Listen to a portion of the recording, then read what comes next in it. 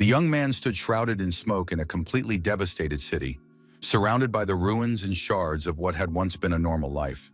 There was absolutely no sign of anyone else around. Suddenly, amid the dust and smoke, he saw two glowing lights. Perhaps they were someone's eyes. Could there finally be at least one living soul? And soon it became clear that this was no ordinary person. Someone very strong, physically imposing, calling out to the young man to come to him. This man with a demonic gaze said he would wait for the boy at the edge of the abyss. The boy woke up in his bed, drenched in sweat. Had he really had that terrible dream again?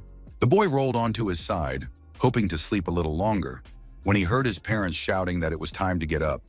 They were running late, and even as he washed his face in front of the mirror, the boy felt as if he knew the man from his dream. At any rate, there was something familiar about him. Just then, his father came out of the shower, putting aside all that nonsense to focus on the usual daily chores. The man ruffled his son's hair affectionately because Sora had overslept and might now be late. But the boy felt that his dad treated him like a child. Even though Sora was already 15, Dad tried to tell his son that he needed to play sports to be as strong as a man. But if they weren't crammed into a tiny apartment, they wouldn't have to share a single shower. His father promised that when he got rich, Sora and his older brother Ricky would have their own rooms. Although he'd been making those promises for years. But his father said that things were much simpler now, since Ricky was almost independent. He had already joined the army and had been serving there for 3 years. Sora was also planning to join the army, but he wasn't ready yet to say goodbye to home life with his loving family and his slightly unreliable father, who often joked and laughed. And although Mom was very strict, unlike Dad, she was still loving. And in fact, it was a wonderful family where everyone was happy. He wished those days would never end, but unexpectedly, as everything in life happens, an earthquake struck, and all the family members felt it immediately. Sora had always known that peaceful life would end sooner or later, but he couldn't have imagined that it would happen so quickly and so drastically. The boy looked out the window in amazement, staring at the enormous tower that had appeared right in the middle of the city after the earthquake. Soon he spotted military fighter jets near the tower. No one yet realized that these towers would so drastically alter the course of human history. But Sora was certain that these towers were connected to his dreams, and now it seemed that his dreams had become reality. His parents contacted their eldest son. Ricky tried to reassure them, saying that he had to follow the orders of the self-defense forces and would return home afterward. And although Ricky promised to check in soon, judging by his weak voice, it became clear to everyone that the situation was very dire. The family spent all their time in front of the TV. The news report said that people were in no danger and should stay home while the military resolved the situation. Mom was very worried and scared. She said there were already 20 towers all over the world. With each passing day, the news became more and more frightening, and this continued until the news channels and television stopped broadcasting altogether. After that, information was only broadcast on the radio. And then one day it announced that all residents needed to evacuate to a shelter. The family quickly gathered all the necessary items, and Mom left a note for her brother, writing that they had gone to the shelter. As they made their way through the city streets, people could see that the situation was very serious. The military vehicles and equipment gave no indication that things would get any better soon. The soldiers' faces offered no comfort. It seemed these men understood just how dire the situation was, and their equipment was scratched by the claws of unidentifiable animals or monsters. A nauseating stench of decay emanated from inside the vehicles, and now even Sora's father was alarmed, not understanding what was happening. A temporary shelter had been set up in the nearby gym, and many refugees from all over the district had gathered there. But the people were frightened, barely speaking to one another. It seemed as though everyone was simply waiting for death. At the same time, there were still some unscrupulous individuals who enjoyed bullying the weaker ones. Just then, one of these bullies attacked a young boy who was about to eat a roll. The bully claimed the boy had stolen his roll, and then, despite the child's protests, the boy struck him hard in the chest. Many people saw what was happening, but no one was going to intervene. People were too preoccupied with their own thoughts and paid no attention to the bullying taking place right next to them. The bully leaned over the boy and said that he wasn't full from his own roll and would therefore take the boy's ration. The poor child, of course, couldn't fight back against an adult bully. He gave up his bread and was now crying bitterly from hunger and injustice. Sora's father grabbed the bully by the shoulder and asked why he was doing this. After all, they were all in a difficult situation, so why act like a jerk on top of that? The man demanded that the bully return the bread to the child, but the bully told the old man to mind his own business and shut his mouth. But before the bully could strike, the man knocked him out with a swift kick, and now the bully lay on the floor with a contorted face. The man picked up the loaf and returned it to the crying child, who was so surprised he couldn't believe that justice had prevailed. The bully got up and promised that he would definitely take revenge on this old man, but it was clear that the man couldn't have acted any other way in this situation. The bully looked very angry and vindictive, because he had just been humiliated in front of everyone, and he was planning to take revenge. It was Eiji Kagawa. This scoundrel, who took pleasure in bullying the weak, regularly beat up anyone and everyone with his friends. Moreover, Sora himself was a frequent victim of his bullying, and unfortunately, the boy couldn't do anything against Eiji and his friends. At that moment, a soldier ran into the gym. He announced that everyone had to leave the shelter immediately through the back door and get into one of the trucks. Many wanted to know the reason, but the soldier said he couldn't disclose confidential information. However, it had to be done immediately. The man in the suit was very angry. They had been kept in the shelter for several days, and now they couldn't explain anything, only ordering them to flee. The man said he pays taxes and now demands respect and explanations from the authorities. But at that moment, a noise caught everyone's attention. Then a soldier started shouting that they were here, and they needed to run away quickly. He looked very frightened. Sora started pushing his parents, saying they needed to hurry, and that it didn't matter what was happening out there. They had to follow the soldier's orders. The man tried to hold the closed door shut. He shouted at people to get into the trucks quickly because he wouldn't be able to hold it much longer. And a few moments later, the door burst open, and some kind of humanoid monsters appeared in the doorway. They immediately killed the soldier. These monsters were powerful, terrifying, ferocious, and thirsty for human blood. Finally, the people realized they needed to flee immediately, and they rushed toward the trucks the soldier had mentioned. His parents were already running toward the vehicles. They looked back at their son and tried to encourage him and make him run faster. When Sora reached the truck, there was no room left, and he told his parents to get in without him. His father tried to pull his son in, but the other people were very hostile. They demanded that the man get lost if he wanted to bring anyone else on board. Sora pulled his hand away from his father's and said he would get into another truck, leaving his parents in the car. The other trucks were also packed to the brim, and finally Sora made his way to the last one, which actually had a free spot. The young man had already reached out to those in the truck, hoping they would help him climb in so they could leave. But unfortunately, riding in that truck was none other than Eiji Kagawa, his worst enemy, who had also been punched in the face by his father. The bully threw Sora out of the truck, saying that the boy would die in his father's place. Sora lay on the ground as people ran past him, but the young man knew this was the end, even though it was far too early for him to die. The boy lay there begging for help, but it was clear that these were just words spoken into the void. But soon he saw a sort of translucent silhouette. Sora realized it was the very man from his dreams, and he said he would wait at the edge of the underworld. Sora came to his senses. He was still lying on his side. Could it really have been a dream, and had everything that happened just been a figment of his imagination? But then, right above his head, he saw a massive stone axe that was slicing through the air and rapidly closing in on him. Somehow, Sora managed to jump out of the way, just as the giant goblin brought his stone axe down. Sora started running, not knowing where he was. Was this hell? Why was he alone? And where were his mother and father? The massive stone axe flew right past his head and sliced across the boy's face. Just a little more, and he would have been the goblin's target. But the terrifying monster wasn't about to give up. The goblin was closing in, staring at the boy with bloodthirsty eyes. Sora ran away, pursued by the goblin. He remembered the huge tower that had appeared out of nowhere. After that, the face of the bully who had thrown him out of the last evacuation truck appeared before him, and also that mysterious, translucent old man who was determined to meet him. All of this flashed through the boy's mind, and he literally snapped. Grabbing a rock, Sora lunged at the monster. The goblin hadn't expected such a sudden attack. Sora had pierced its chest with the sharp rock and now stood towering over the monster's dead body. Sora began to examine his first victim.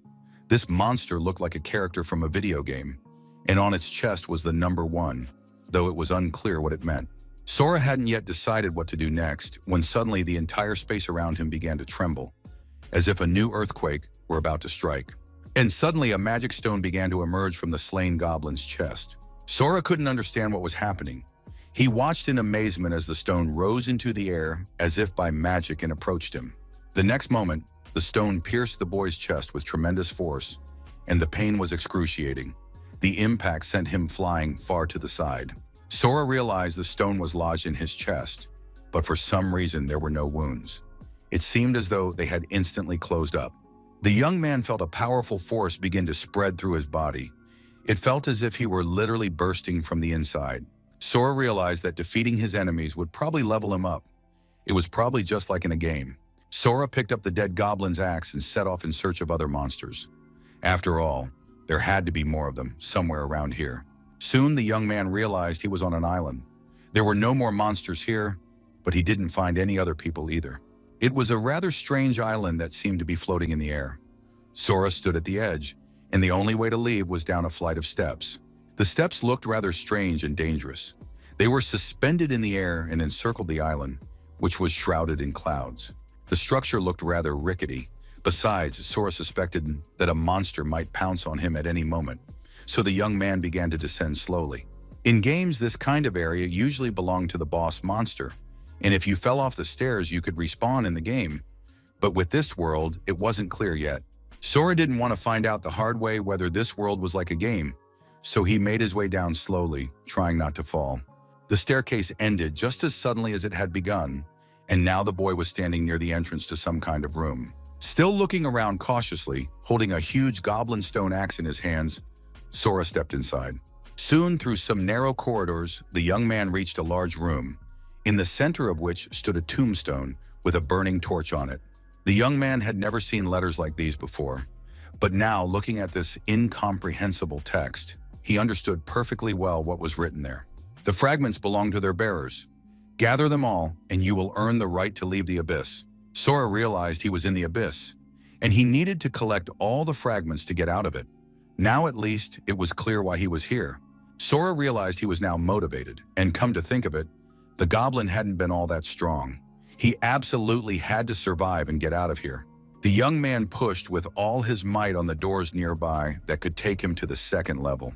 The body of the first monster he had killed had the number 1 on it, and the entire area of this level contained no other monsters. On the second level, the area was smaller, and the monsters had the number 2 marked on them. They were 2 terrifying werewolves. The third level, one of the 4 monsters bore the number 3, and this level was even smaller. The fragments were found only in the bodies of the monsters with numbers. They were the keys to advancing to the next tier. The higher the number, the stronger the monster. But what worried Sora most was that these keys were getting harder and harder to find with each new level. The area of the levels doubled each time, and soon it was a vast territory. The number of monsters that needed to be killed was also constantly growing, and they were becoming more dangerous. But at the same time, it was impossible not to notice that the hero himself was changing as he progressed through the levels. As time went on, the hero changed, and the monsters he encountered became increasingly diverse and unusual. On the 12th level, Sora encountered the monsters that had attacked the hideout where he had been hiding with his parents that day. But now these monsters were no match for him at all. He easily disposed of them and continued on his way, destroying the monsters in his path. Soon the 21st tier was behind him, and Sora raced forward, stopping at nothing. By the 30th level, the number of monsters had reached 500 million, and it was now utter darkness. With each level, the search for the key became like looking for a needle in a haystack. Some monsters, the key holders, were guarded by a group of other beasts. Other carriers, on the other hand, hid in tiny caves, and he had to search literally every meter of these vast territories. But what annoyed the young man most of all was the amount of time he spent killing all these monsters. However, no matter the cost, Sora continued to do his job. He collected the next fragments and moved toward his goal. Another level had been cleared, and the young man moved on. The abyss of the 42nd level was teeming with all manner of monsters, which were in the air, on the ground, and underground. It was impossible to imagine how to kill all the monsters, and on top of that, find the necessary fragment. Sora tried to figure out what year and day it was, but soon realized that it didn't matter at all. The main thing was simply to kill the monsters and find the fragments. The most important thing was the death of monsters in all their forms, as well as the slaughter Sora was inflicting upon them. Everything around him is drenched in blood, and the protagonist continues on his way, paying no attention to anything. Sometimes, of course, you just want to cry because your whole life is fixated solely on killing, and that can't give a person anything positive. As he killed yet another monster, Sora marked notches on the wall to keep track of how many more he had to kill before the key was found. The guy's strength had already reached such a level that he wasn't the least bit afraid of encountering someone stronger and more powerful than himself. At one point, Sora encountered a gigantic monster that was most likely the key to this level. One of its claws was many times larger than the young man. However, no size or strength could stop our hero. No matter how strong the opponent might be, he would still die right here and now. And even those who believe until the very end that they are strong perish from a single blow. It soon became clear that strength, like time, had lost its meaning. Sora wanted to know where the key to this level was so he could destroy the monster. In those years, 20 enormous towers suddenly appeared all over the world, rising right in the middle of cities. Before humanity could figure them out and realize the danger these towers posed, all manner of monsters began emerging from them. These monsters nearly wiped out the human race, as they were many times stronger than humans. That day went down in history as Judgment Day, and most of the population was wiped out. But a few survivors awoke and gained access to a mysterious system, which granted them combat abilities. Those who awoke were granted immense power, and human society was immediately restructured. The awakened founded hunter guilds, after which they began clearing territories and leveling up. Sora was racing after the monster at full speed, hoping that this beast would turn out to be the fragment he needed. Suddenly, he heard human speech, and even froze in place for a moment.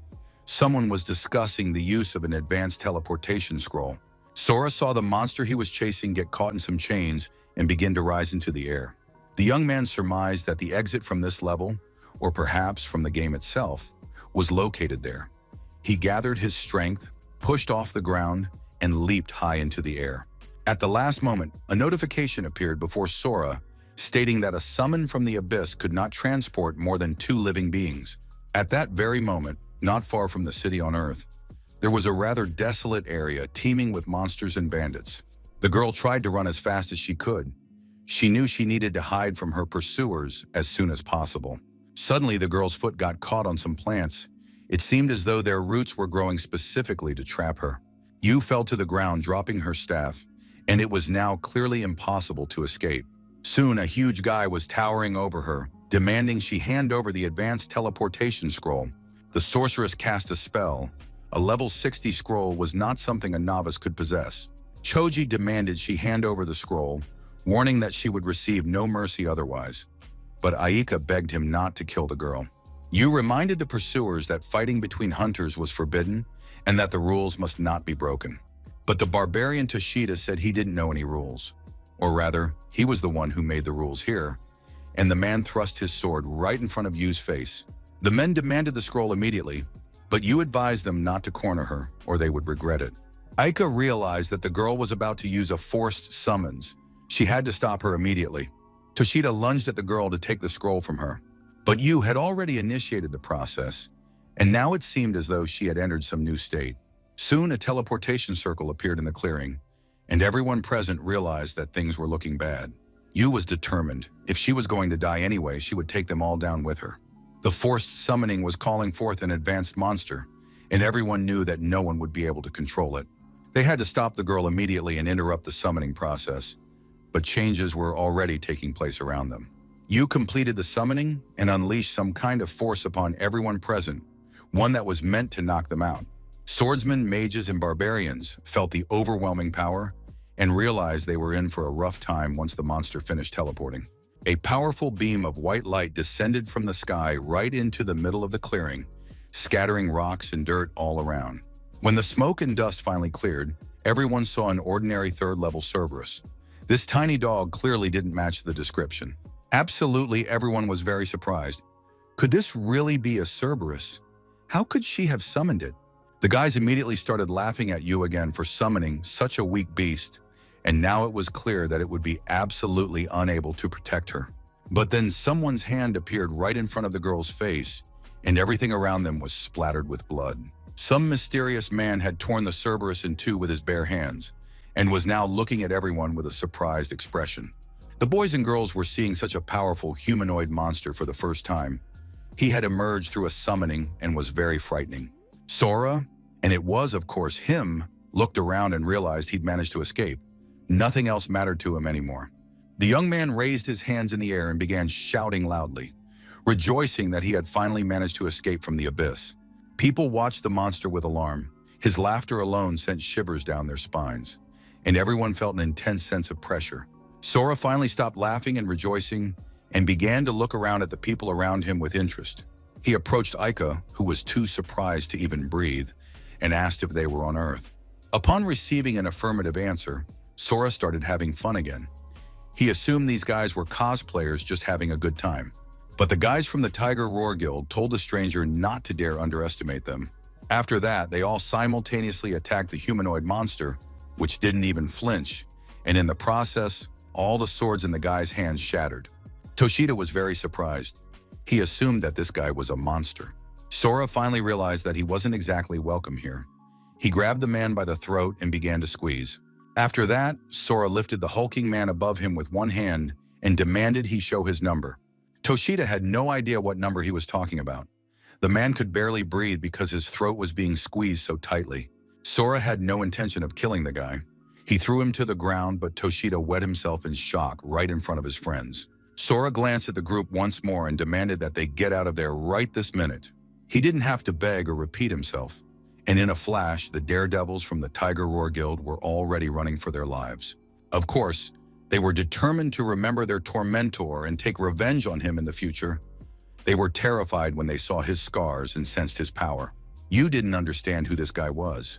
He was hardly a monster summoned by a scroll from the abyss, but there was no other explanation. At that moment, Sora interrupted her thoughts and asked how many years had passed since the towers appeared.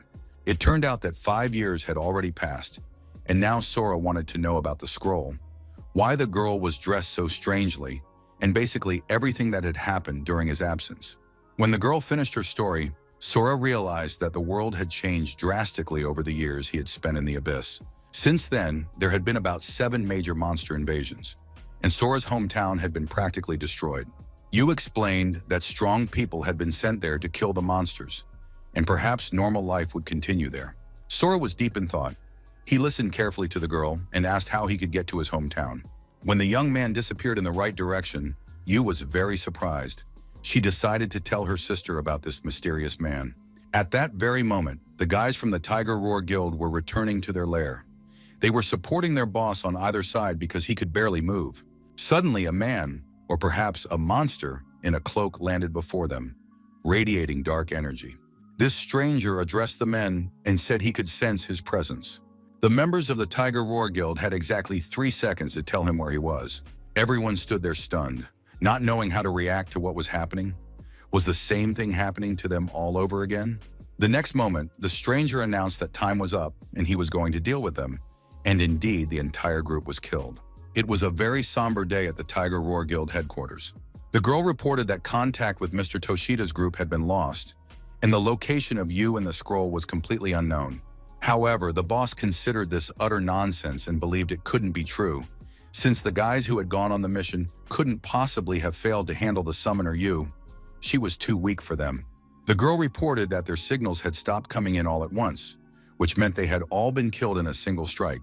Rich Mukai demanded to find out who did it and under what circumstances. Furthermore, it was essential to capture the summoner Yu so she could explain what had actually happened there.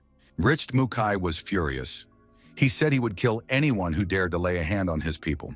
At that moment, the man saw a stranger fly past his window, leaving behind a repulsive stench of blood. The stranger headed toward the Fallen Zone, which was teeming with all kinds of monsters.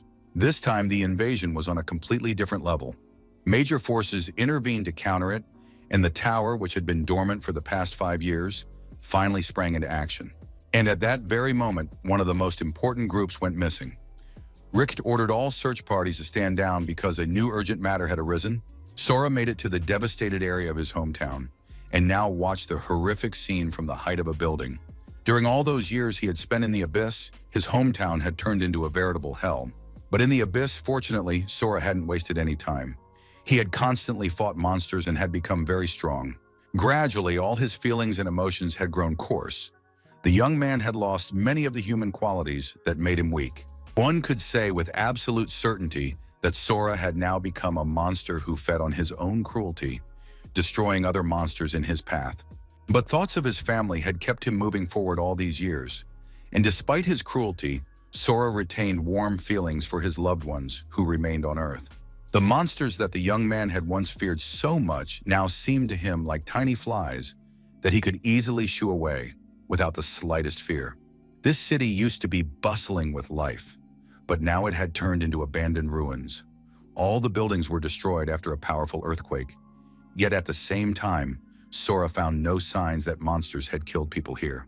After the evacuation order was issued, no one had shown up at this house. This could be either a good or a bad sign. Sora made his way to his apartment and went inside. The young man knew he wouldn't find anyone there, but he couldn't help but come anyway, for this place was full of memories. Looking around and spotting some of his belongings from his past life, Sora noticed a sheet of paper lying on the table. It was a letter from his dad.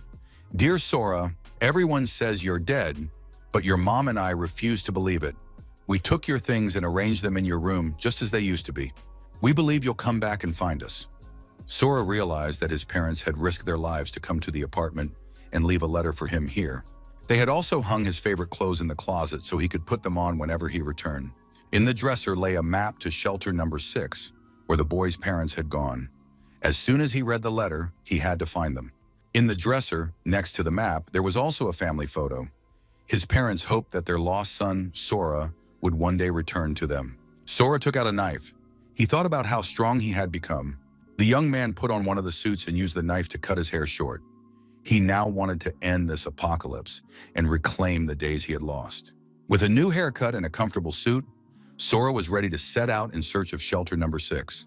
He had to head east, at least that's what the map said. But the road ran through the ruins. Blazing his own trail would be much faster, and Sora rushed forward toward his family. But then a huge, monstrous bird with a sharp beak and enormous claws launched its attack on the young man. In an instant, he tore the bird to shreds and then crossed the city in a few leaps. 2 young men were on duty, guarding the area. One of them heard a loud noise, but they didn't have time to make out what it was. The next moment, a powerful flash swept past them, and surprisingly, the guards still couldn't make out what it was. Another of their comrades ran over with a phone. He said he hadn't seen anything either, but had managed to record it, and now they could watch it in slow motion. As they watched the video on the cell phone, the young people were very surprised when they realized that this fast-moving object racing through the city turned out to be a person, one of whose hands was covered in blood. The girl was very frightened. She screamed for them not to come any closer. Meanwhile, above her, at the same level as the wyverns, Sora was moving from house to house. The girl sat on the ground. She apologized for entering this territory, but said she had simply gotten lost while looking for food. The guys were very pleased and told her not to worry. They were good guys and hadn't met a surviving beauty in a long time. The guys told her she had absolutely nothing to worry about because they were going to take good care of her now. The girl begged them to let her go, but the young man had already reached out his filthy hands, intending to take advantage of the defenseless, unhappy, and starving girl. Suddenly, a stranger appeared nearby. He said that some things never change and that nobodies remain nobodies. The leader ordered his companions to seize this insolent man who had meddled in matters not his own, and the men, armed with daggers and swords, rushed at the stranger. Sora easily scattered them without even raising his hands, landing powerful blows on them while remaining as calm as ever. He grabbed the swordsman who was jabbing his sword at the young man's face by the wrist and twisted it to the side, causing excruciating pain. The leader of the thugs was forced to let go of the girl, who immediately ran off. He said that the Tiger's Roar Guild wouldn't let this slide. Sora brushed his hair out of his face. Could it be that Eiji Kagawa had forgotten the man he himself had killed several years ago? The guy couldn't believe his eyes. Could this really be Sora Mukujima, the one he'd once pushed out of a truck into the path of monsters? Kagawa was terrified. He screamed for them not to come near him and couldn't fathom how Sora had survived. Sora grabbed the bully by the throat and began squeezing him with his strong hands. After all his troubles had started with this petty school bully. Sora said that because of Kagawa, he'd had to fight his way out of hell, and it was all his fault. The young man's hand continued to tighten around the boy's neck. He said that now was the time for Kagawa to go to hell. Sora felt his inner demons demanding that he kill this man, take his power, and subjugate him to his will. In the past, their relationship had been one-sided. Kagawa had constantly beaten and bullied the weak young man, Sora Mukojima. The feeling of pain, humiliation, and helplessness never left the young man, but today he would repay the debt. Kagawa bullied the boy and said he was mocking him because destroying self-esteem felt damn good. Sora threw Kagawa to the ground, and the former bully began coughing, trying to catch his breath. He had already thought he would never breathe air again. Sora thought he couldn't become the same kind of monster as those who had bullied him. But if he left such scum on Earth, good people would die. Sora said that Kagawa had once tried to kill him but failed, so today his life would be spared. But he wouldn't be able to just walk away from here. For making his 2 years at school a living hell, 1 blow. For terrorizing the weak, 1 blow. For throwing Sora out of the truck bed and trying to kill him that way, 2 more strikes. Sora said that now his opponent would take 4 blows from him, and they would be even. Kagawa tearfully apologized to the boy, saying that if Sora hit him the way he had just done, he would die after the very first blow. But Sora told him not to worry about it and promised he'd hit him gently but accurately. As Sora landed the second blow, a couple of guys from the guild appeared nearby, watching in horror as their boss was beaten. The third blow landed precisely and blood spattered everywhere. It was time for the final 4th blow, but Sora didn't want to just kill him. Sora wasn't some kind of monster.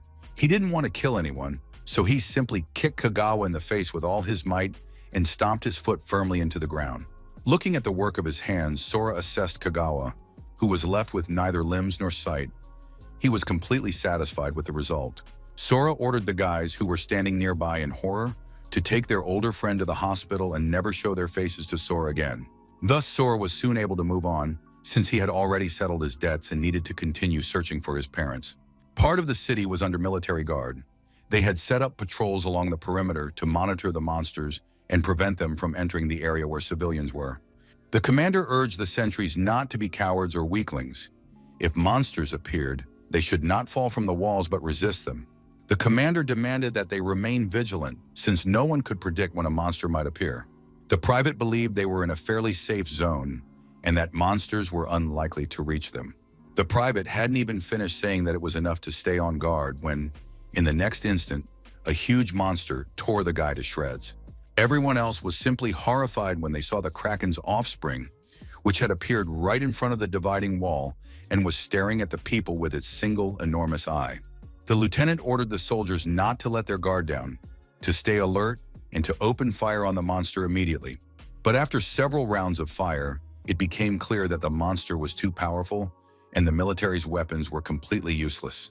To their horror, the soldiers saw that the Kraken's offspring had risen again on its long tentacle-like legs and was advancing toward them. The first lieutenant ordered the soldiers to spread out, and then, to their horror, the monster launched another attack and sliced the soldiers in half. The lieutenant ordered a retreat and for them to take cover, but one of the soldiers was furious at that damned octopus and wanted to stop it. This brave man tucked a box containing an explosive device under his arm and rushed toward the monster while his comrades distracted the beast. The private with the dynamite approached the monster's body, preparing to place the explosives beneath it, while his comrades fired nonstop. But suddenly the Kraken's offspring spotted the private, and now its sharp tentacle was rapidly closing in on the young man's head. It all happened very quickly, and the private didn't have time to react. But then the monster began to make a chirping sound. The lieutenant also noticed the monster's strange reaction. He realized there was something that had managed to scare the Kraken's offspring. He didn't yet know exactly what the monster was afraid of, but the private with the explosives realized this was his chance. He lit the fuse and placed it under the monster. A powerful explosion rang out, engulfing everything around in flames. Everything was ablaze, and it was impossible to tell how the explosion would end. When the fire died down, it became clear that the Kraken's offspring was completely unharmed. The monster was still staring at the soldiers with its eye, intent on destroying them once and for all. The private was utterly terrified, for his attack hadn't even left a scratch on this monster. What else could he possibly do in this situation? Just then, the monster once again directed its tentacle at the unfortunate young man, who was simply staring at his killer. But then, a man suddenly appeared right on the monster's body. He landed directly on its eye and began tearing the monster apart with his hands. The soldiers watched with their mouths agape. Now it was clear to them who exactly the Kraken's child had been afraid of, as its blood spurted in all directions. Sora soon stood atop the slain monster's body, from which streams of blood were flowing. The lieutenant couldn't believe his eyes. This guy had just killed a monster that not even an explosion could take down. There weren't many people in the country with such destructive S-rank power, but the man had never seen a reborn like this before. One thing was clear: he needed to gather information on the stranger as quickly as possible, and the lieutenant activated a special ability that allowed him to view information about a specific person or monster. But after activating this ability, the lieutenant couldn't believe his eyes. He had never analyzed anything like this before. However, the next moment, a system warning appeared, instructing him to show respect, and the lieutenant began to lose consciousness. The privates barely managed to catch him. Sora turned to one of the soldiers. He wanted answers to his questions. The private, of course, stayed behind to answer his rescuer, who was interested in how far the sick shelter was from this location. The soldier explained that it was 50 kilometers to the north, but to get there, they would have to pass through Zone X, and that was very dangerous.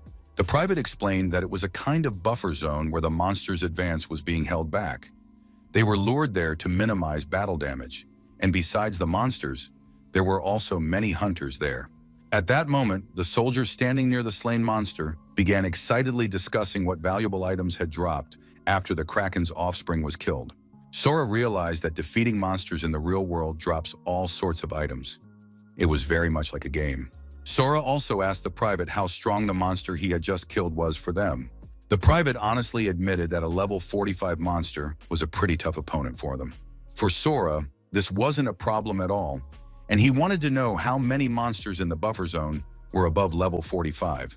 The soldier estimated there were no more than 100 of them there. Otherwise, humanity would have gone extinct long ago.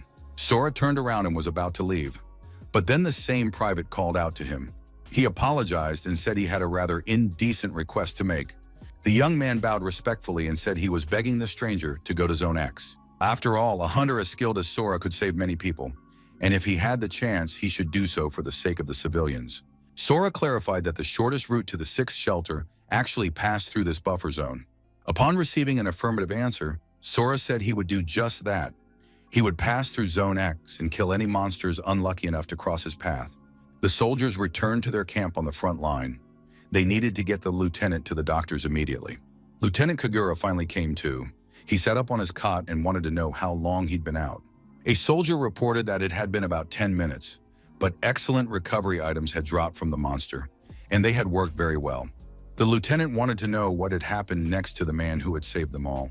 He was told that shortly after the lieutenant lost consciousness, the stranger said goodbye to them and headed north. Suddenly, the lieutenant remembered something, and he asked again exactly where the man had gone, and the private confirmed that the stranger had gone to the 6th shelter. The stranger had gone there through Zone X. He didn't care at all, and he didn't hesitate for a moment. The lieutenant gritted his teeth in rage. He demanded that they contact the main command center immediately. The lieutenant was very alarmed, as there were only about 10 minutes left until the appointed time. He hoped he would make it in time. Soon a private ran up and reported that he was trying to establish contact via the emergency radio. He soon succeeded and, still not understanding what had happened, brought the lieutenant a video call device.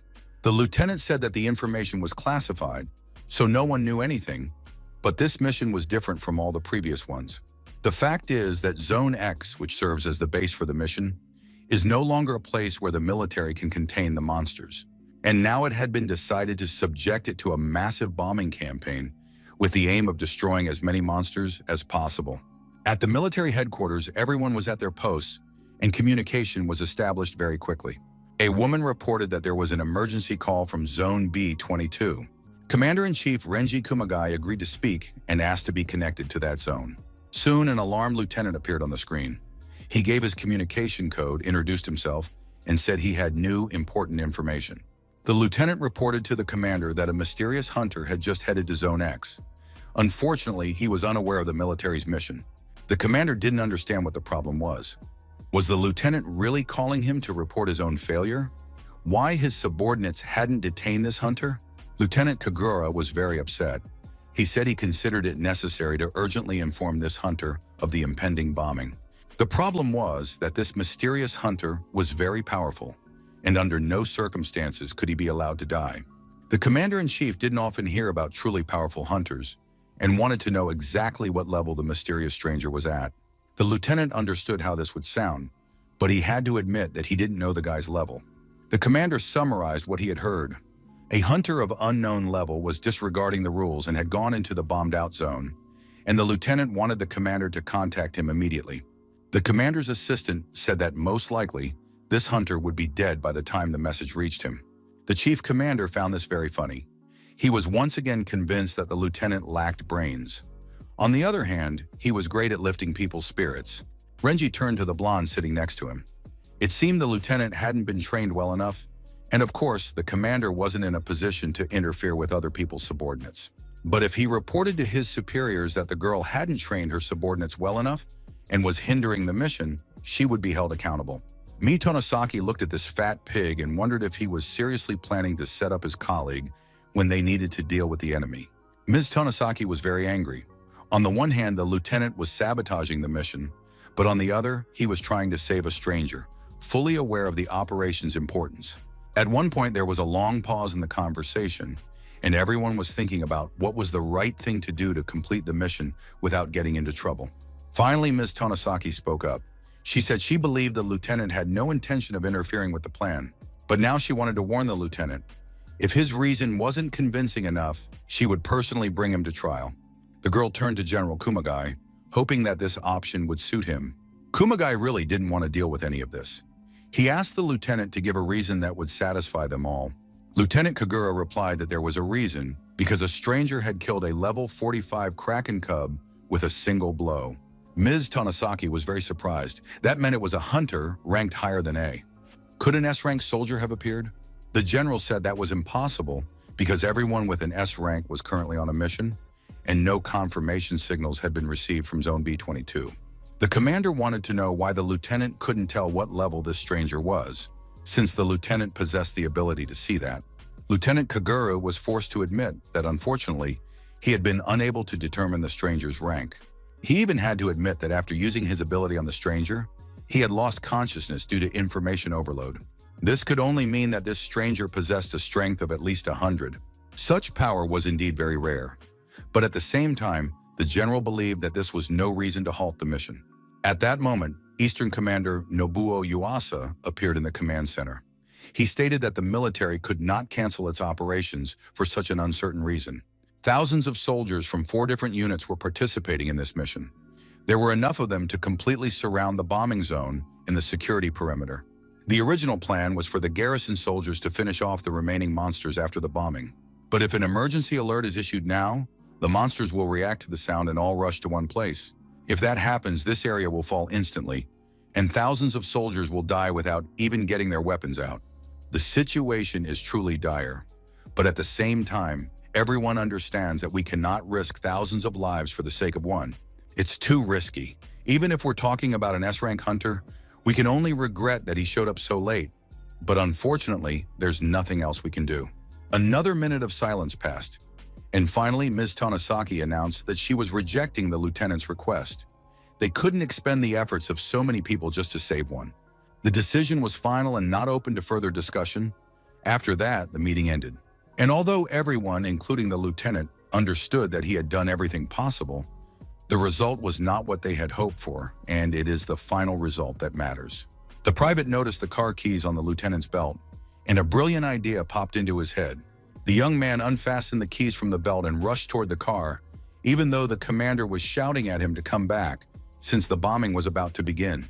But the soldier believed there was still time. 6 minutes remained before the start, and he absolutely had to warn them. The lieutenant was furious. He demanded that the soldier return. Did the private really want to be court-martialed? The other soldiers waited for the commander's order, as they could have rushed after their comrade to bring him back. But the lieutenant didn't do that. He said that the private had made the decision himself and was fully aware of what he was getting into. Meanwhile, the soldier was speeding through the city streets in a car. He had to make it in time to warn the stranger. When the private sped off in the car, he did not yet know exactly whom he was about to save at that moment. After all, no one alive could have imagined that this young man would turn out to be the hope of all humanity. Soon the soldier realized that he couldn't find any trace of the stranger. Time was running out, and he had no idea where to go next. The soldier was taking the shortest route. Time was running out, and the stranger was nowhere to be seen. The soldier realized if he couldn't find this guy, it meant he was moving faster than the car. Soon the young man reached Zone 10. He could turn on the loudspeaker, and then the stranger would surely hear him. But at the same time, it was a terrible idea because the monsters would also hear the man and react to his voice. But the decision had been made. The soldier, sitting in the car on the wrecked street, picked up the loudspeaker and began sending out warning signals. The soldier introduced himself and said that he was the one the stranger had helped save from dying under the Kraken's child. And now the soldier wanted to warn his savior that this place would soon be bombed. Therefore, they needed to evacuate immediately. The soldier repeated these words over and over, and soon Sora actually heard the warning. Sora heard about the impending bombing, and now he understood why there were no hunters in the area. The local monsters posed no threat to Sora, but he wasn't sure he'd survive the heat from the explosions. Of course, it was better to avoid unnecessary risks. Sora noticed that the monsters were flying toward the voice and realized that the soldier had risked his life to warn him. The soldier in the car didn't yet know if the stranger had heard him. He looked out the window anxiously, and Sora decided he couldn't let this kind soldier die. The private in the car saw the monsters approaching him. He had indeed drawn their attention. He had to leave immediately, especially since there was only 1 minute left before the bombing began. On the other hand, the soldier couldn't leave because the stranger was still in the area. And then luckily someone knocked on the window, and it wasn't a monster or a beast. The private was simply happy to see the stranger alive and unharmed, who wanted to know why this area was going to be bombed.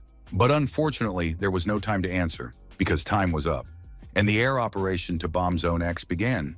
A huge number of missiles and shells were dropped from a multitude of planes. They fell on the hordes of monsters and exploded, tearing them to pieces. Soon everything around was ablaze. Sora lifted some rocks in front of him to use them to hide himself, the vehicle, and the soldier. Soon the bombing of the zone was complete, and this was immediately reported to the general. He ordered drones to be deployed to determine how many monsters had been killed and where the survivors were heading. After a while, the drones reported that no signs of life had been detected, and the general wanted to know where all the monsters had gone. The girl said that the monsters were still in the bombed area. They hadn't gone anywhere. On the contrary, they were completely unharmed, despite being in the center of the bombing. The military couldn't believe it and demanded to see the drone footage. It was impossible to imagine that anyone had survived such a massive attack. The drone footage showed that protective dome-shaped shields had been deployed over all the monsters, and the attack turned out to be completely pointless. The monsters couldn't have deployed shields around themselves, and soon the military spotted the silhouette of a man with long white hair. It was this man who had deployed the protective shields around the monsters, and now the monsters began attacking the drones, after which the signal was lost. And indeed, at that very moment, the monsters in Zone X were catching the drones with their claws and biting them apart as if they were nuts. Communication with the zone was completely lost. Ms. Tanasaki didn't understand what she had just seen. Of course, they had been told that this wave of monsters was different from the others. But it turned out that these monsters had not only hidden under the protective spheres, but had also figured out the drone reconnaissance. The military realized the situation was critical. They ordered absolutely all soldiers to evacuate the garrison and retreat completely behind the walls. But then the radio operator reported that apparently the monsters weren't heading toward the walls surrounding the zone. It was clear that all the monsters were moving in one direction, and that was Zone B-22. Ms. Tanasaki remembered that this was exactly where the mysterious hunter had gone, and that this was somehow connected to him. The girl ordered all their available drones to be sent in that direction. In order to understand what was happening there, they needed to find out what had stopped the monsters' advance. And in the area that had been bombed, the dust was finally beginning to settle, and it was now possible to look around and figure out what was happening. The private climbed out of the vehicle and realized with surprise that the bombing had ended. What's more, he had survived it. It was a true miracle. The soldier was very happy. He laughed and rejoiced, but the stranger said it was still too early to celebrate. If the soldier had survived, that meant the monsters were alive too, and they were all heading their way. Sora didn't have time to say anything else to the soldier before he sensed danger and ordered him to get down immediately. A drone flew right over the soldier's head, then fell nearby and crashed. The private realized that the monsters had attacked the drones. This had never happened before, and it seemed as though the monsters possessed intelligence and knowledge. Sora warned that they would have time to be surprised later, for now monsters of various species, types, and configurations were approaching from all sides, right in front of them. The private was simply in shock. He estimated that this was the highest level group in this wave of monsters, and their leader was level 90. Moreover, all these monsters looked completely intact and unharmed despite the bombardment, which meant that the soldier's end was near. The private had already started to panic, realizing that he was going to die right there, but his comrade was completely calm. Sora noted that they were both unharmed, and if the bombardment hadn't destroyed the monsters, they would now beat them to death themselves. Sora ordered the soldier to hide inside the jeep while he himself rushed forward toward the mountain of monsters, chopping off the heads of the weaker ones as he went. The monster leader was about to bring his axe down on Sora. However, the boy stopped it with his bare hand and now stared at his opponent. Pulling the weapon from the monster's massive hand, Sora leaped high into the air to attack the colossal beast. Sora was highly motivated. He gathered strength in his fist and was now approaching the giant monster at tremendous speed. A single powerful blow to the head was enough to tear it to shreds. Sora stood on the monster's shoulder, pleased with his attack, while the figure of the stranger loomed on the giant's other shoulder. And so, at last, they met and now looked at each other. Sora examined the stranger in the cloak with long white hair with interest. For some reason, the young man hadn't sensed this man's presence. The stranger seemed to have known about their meeting and was now completely satisfied with it. He had finally waited for it. Soon, the monster's shattered head grew back in a new form, and the beast turned to Sora, called him a thief, and demanded that he return what belonged to him. Sora had no idea what was going on and didn't know who he was talking to. The stranger, with long white hair, said that someone's power had been stolen and that he would have to pay for it with his own life.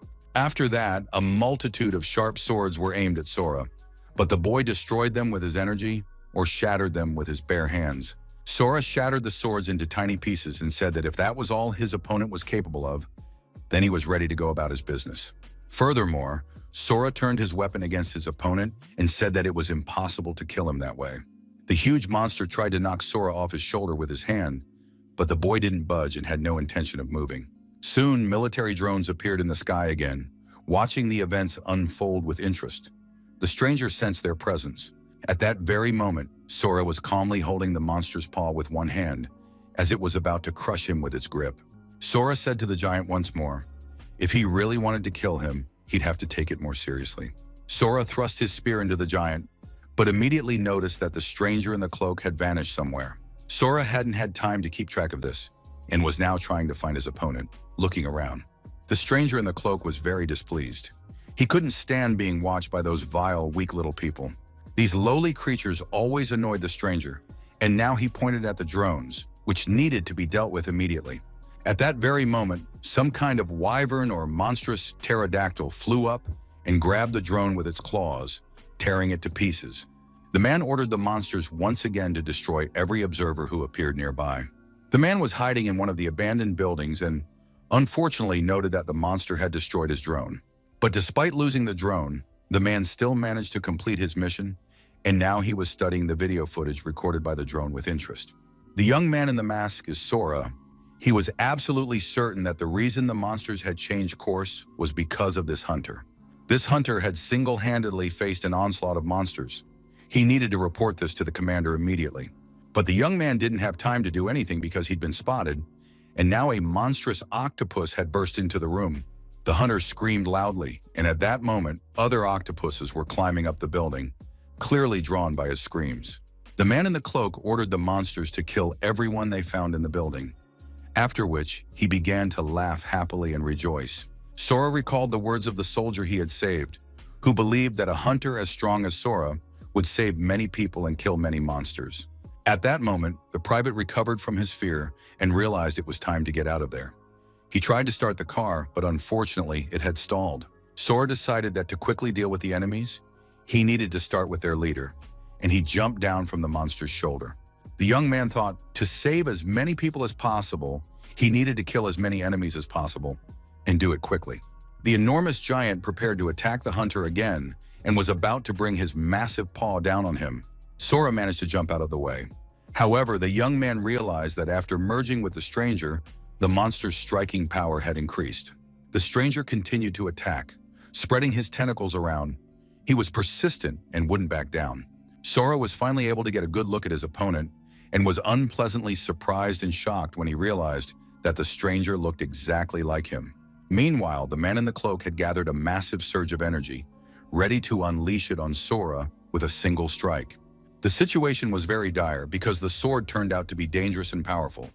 On top of that, the stranger said he was going to kill Sora right then. Sora was very composed and focused. He watched intently as the sword rapidly approached him, especially since the stranger had said that death was the young man's fate. But Sora was smarter. He struck the stranger's arm with all his might and snatched the huge sword from it. Now the weapon was in his hands. The stranger was forced to leap back onto the giant monster's shoulder to avoid injury and gather his thoughts. Sora examined the sword in his hand closely. It emanated an energy that felt very familiar to him. Finally, the young man realized that the surge of energy was very similar to the power of the abyss, where he had spent so much time. The stranger in the cloak was clearly angry. He turned to Sora and said, "Is that all you know how to do? Steal other people's weapons?" Sora stood on the ground with a huge sword in his hands, listening to what the stranger was saying.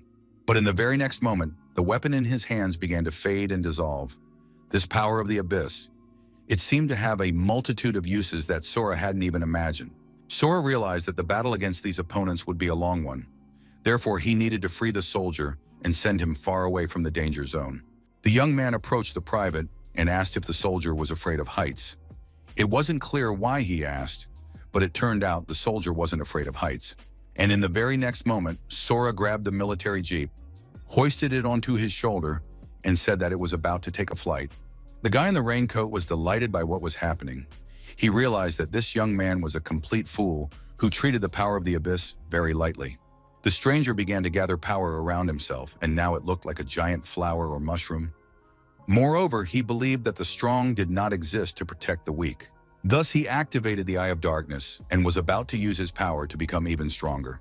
After that, a powerful attack was unleashed on Sora so that he would die, along with the soldier he was trying to save. Sora realized that his opponent was very fast, and even if he ran now, the enemy would surely catch up to him, so he had to do something else. Sora left the car on the ground and charged head-on, intending to simply destroy that Eye of Darkness. The protagonist was completely focused. He closed in on his opponent, gathering all his strength into his fist. But after delivering a powerful blow, Sora realized he hadn't done anything at all. It turned out that this circle was the true form, against which he didn't yet have enough power. Sora heard a loud scream and, looking down, saw that an attack had begun on the car where he had left the soldier. Sora shouted at the soldier to get out of the car immediately. But, unfortunately, the soldier didn't hear him. He was screaming in panic and trying to dodge the vile tentacles approaching him. In the very next moment, a massive burst of energy pierced right through the car, and the soldier only managed to make a gurgling sound as he choked on his own blood.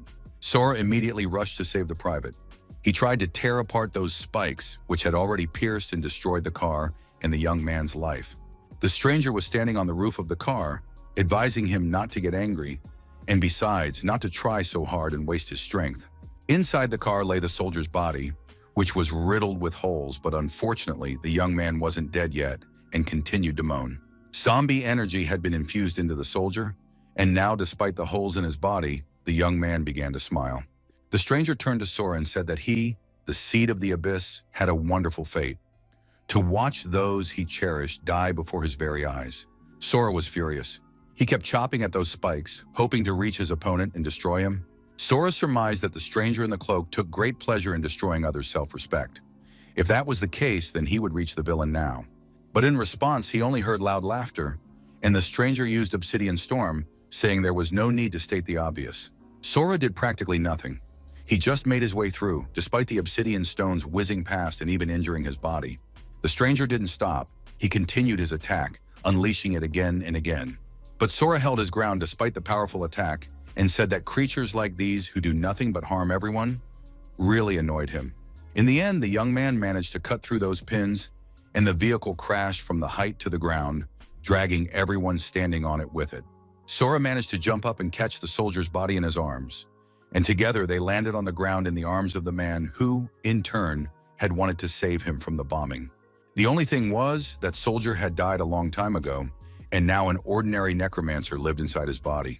Sora shoved the soldier's body into the car and apologized to him for dragging him into this battle and failing to help him leave the dangerous area in time. The protagonist sensed that his opponent was standing behind him, ready to attack from behind. Sora twisted out of the way himself and lunged at the stranger in the cloak before he could do anything. But the stranger stepped back and said that all these actions were completely useless, and that the newcomer, even with the power of the abyss, couldn't do anything to him. He was about to say that no one would ever be able to defeat him when a powerful punch to the jaw cut him off. Sora had no idea that he couldn't defeat his opponent, so he just beat him up and threw the stranger's body to the ground with all his might. The stranger couldn't believe what was happening. It was impossible. How could this kid have hit him? But Sora, unlike the stranger, knew that people don't stand still. They are capable of growing in their skills and abilities. The stranger soon realized that things were looking bad for him, because this man had learned to control the power of the abyss by watching his actions. And before the villain could even see where Sora had gone, the man was already behind him, preparing to attack. The stranger was forced to dash away immediately, just to save himself. He was ready to admit that his rival had turned out to be a tougher opponent than he had thought. Sora realized that now they would be playing a game of tag. He acknowledged that the stranger could easily outrun him. He had the strength for it, but he certainly wouldn't be able to escape his attack, and a powerful blow split the giant monster in two. The enemy managed to activate his dark technique again, and Sora decided he needed to strike at the core of its true body. Of course, he had to remember that it would be good to know where that core was. But on the other hand, his opponent would then be crushed once and for all. Sora was forced to strain himself greatly, but his power was enough to split the giant monster into pieces, preventing it from regenerating. He burned through the monster's body, and everything around him was engulfed in flames. Having dealt with the giant, Sora looked at the man in the cloak and said that now it was his time to die. But the stranger had no intention of dying. However, he understood that he would lose the battle. He said he would remember this, and that they would definitely meet again. After that, the stranger activated Unity of Shadows, and all the monsters present gave him their energy, which gathered into a single sphere. Sora used his powers to withstand the onslaught of this powerful energy, which was now converging in a single direction and sweeping away everything in its path. And when this hurricane of energy ended, the space around them was soon practically empty, and the monsters had vanished somewhere along with their leader. Sora was surprised that the stranger had used such a cool technique just to escape from here. All his clothes were torn and ruined. At least the photo of his parents had survived in his pocket, and now he could move on. Sora walked over to the car and looked at the body of the fallen soldier. This soldier probably had a family waiting for him at home too. Sora tore the dog tag from his neck so he could later inform his relatives of his death and burial site. Sora realized that his battle with the guy who used shadows was far from over. He had just absorbed so many shadows that he could attack at any moment. The stranger smiled and believed that the seed of the abyss had a wonderful fate: to watch everyone Sora cared about die before his very eyes. Sora silently resolved that he would definitely deal with this villain and would never let him reach the shelter where the civilians were. Sora decided he needed to rush to the shelter as quickly as possible to protect his loved ones there. At that moment, military drones reappeared in the sky, flying over the area and surveying it. Captain Tanasaki ordered the drone operators to thoroughly inspect the area and make sure that not even a mouse could slip past them. The rest were to move through the zone, examining every inch and remain on high alert. One of the drone operators looked at the monitor and couldn't believe his eyes. He wanted to report what was happening to the captain immediately, but by that time, Ms. Tanasaki had already climbed up the hill herself and saw that absolutely all the monsters had been defeated. She immediately ordered the drone operators to check all the recordings and report back if any information was found. The girl looked around and saw clear signs of the battle that had taken place here. Apparently, that powerful hunter, Lieutenant Kagura, had reported on had not only withstood the bombardment, but had also destroyed all these monsters. At that moment, one of the operators called the captain over because he wanted to show her something. It turned out they had found a drone whose memory card was intact, which meant they could view the footage it had managed to capture. The captain began reviewing the footage, and the more she watched, the more astonishing the videos became. Soon the captain recognized Private Masura, who had gone into the bombing zone, and next to him, apparently, was the hunter the soldier had tried to save. At that moment, one of the privates standing guard noticed a strange glow coming from beneath one of the rubble piles. Soon, some peculiar items appeared there: an energy potion that increased the user's strength, an ancient royal dagger, and a few other objects. His comrade also noticed the strange color and asked what had been found there. But the soldier replied that he didn't have anything interesting. even though he was clutching some sort of chest-like object in his hands. But his comrade had already jumped down. He immediately realized that these had dropped from the swarm boss, apparently some rare items. And the soldier said that taking items obtained by the squad for oneself was a crime. And of course, the soldier knew what to do in this situation. The private thought for a moment, then asked his comrade how they would divide it among themselves. The more brazen soldier said he didn't need anything except the box. But the guy who found the items didn't want to give up the box. He knew that legendary items are usually found in boxes like that. At that moment, his comrade leaned in closer and said there was no need to hesitate or think about it, because the private had no choice at all. Using his authority to intimidate the poor soldier, the guy took the chest and was very pleased, because he had finally obtained the golem's relic. Some more time passed, and finally, Sora was on the outskirts of shelter number 6. It began behind a huge, thick wall, and people and even cars were already visible near it. Military guards stood on the walls, and they were also at the entrances and exits to the compound, checking cars and civilians. But the situation was calm. It seemed the Shadow Master hadn't reached them yet. Sora descended to the ground and now walked through the streets. His appearance drew the attention of people who were struck by the number of scars on his body. Sora walked, constantly assessing the situation. He didn't sense the Shadow Lord's presence nearby, nor did he feel the presence of anyone powerful. And if there were no powerful people here, this place would be destroyed.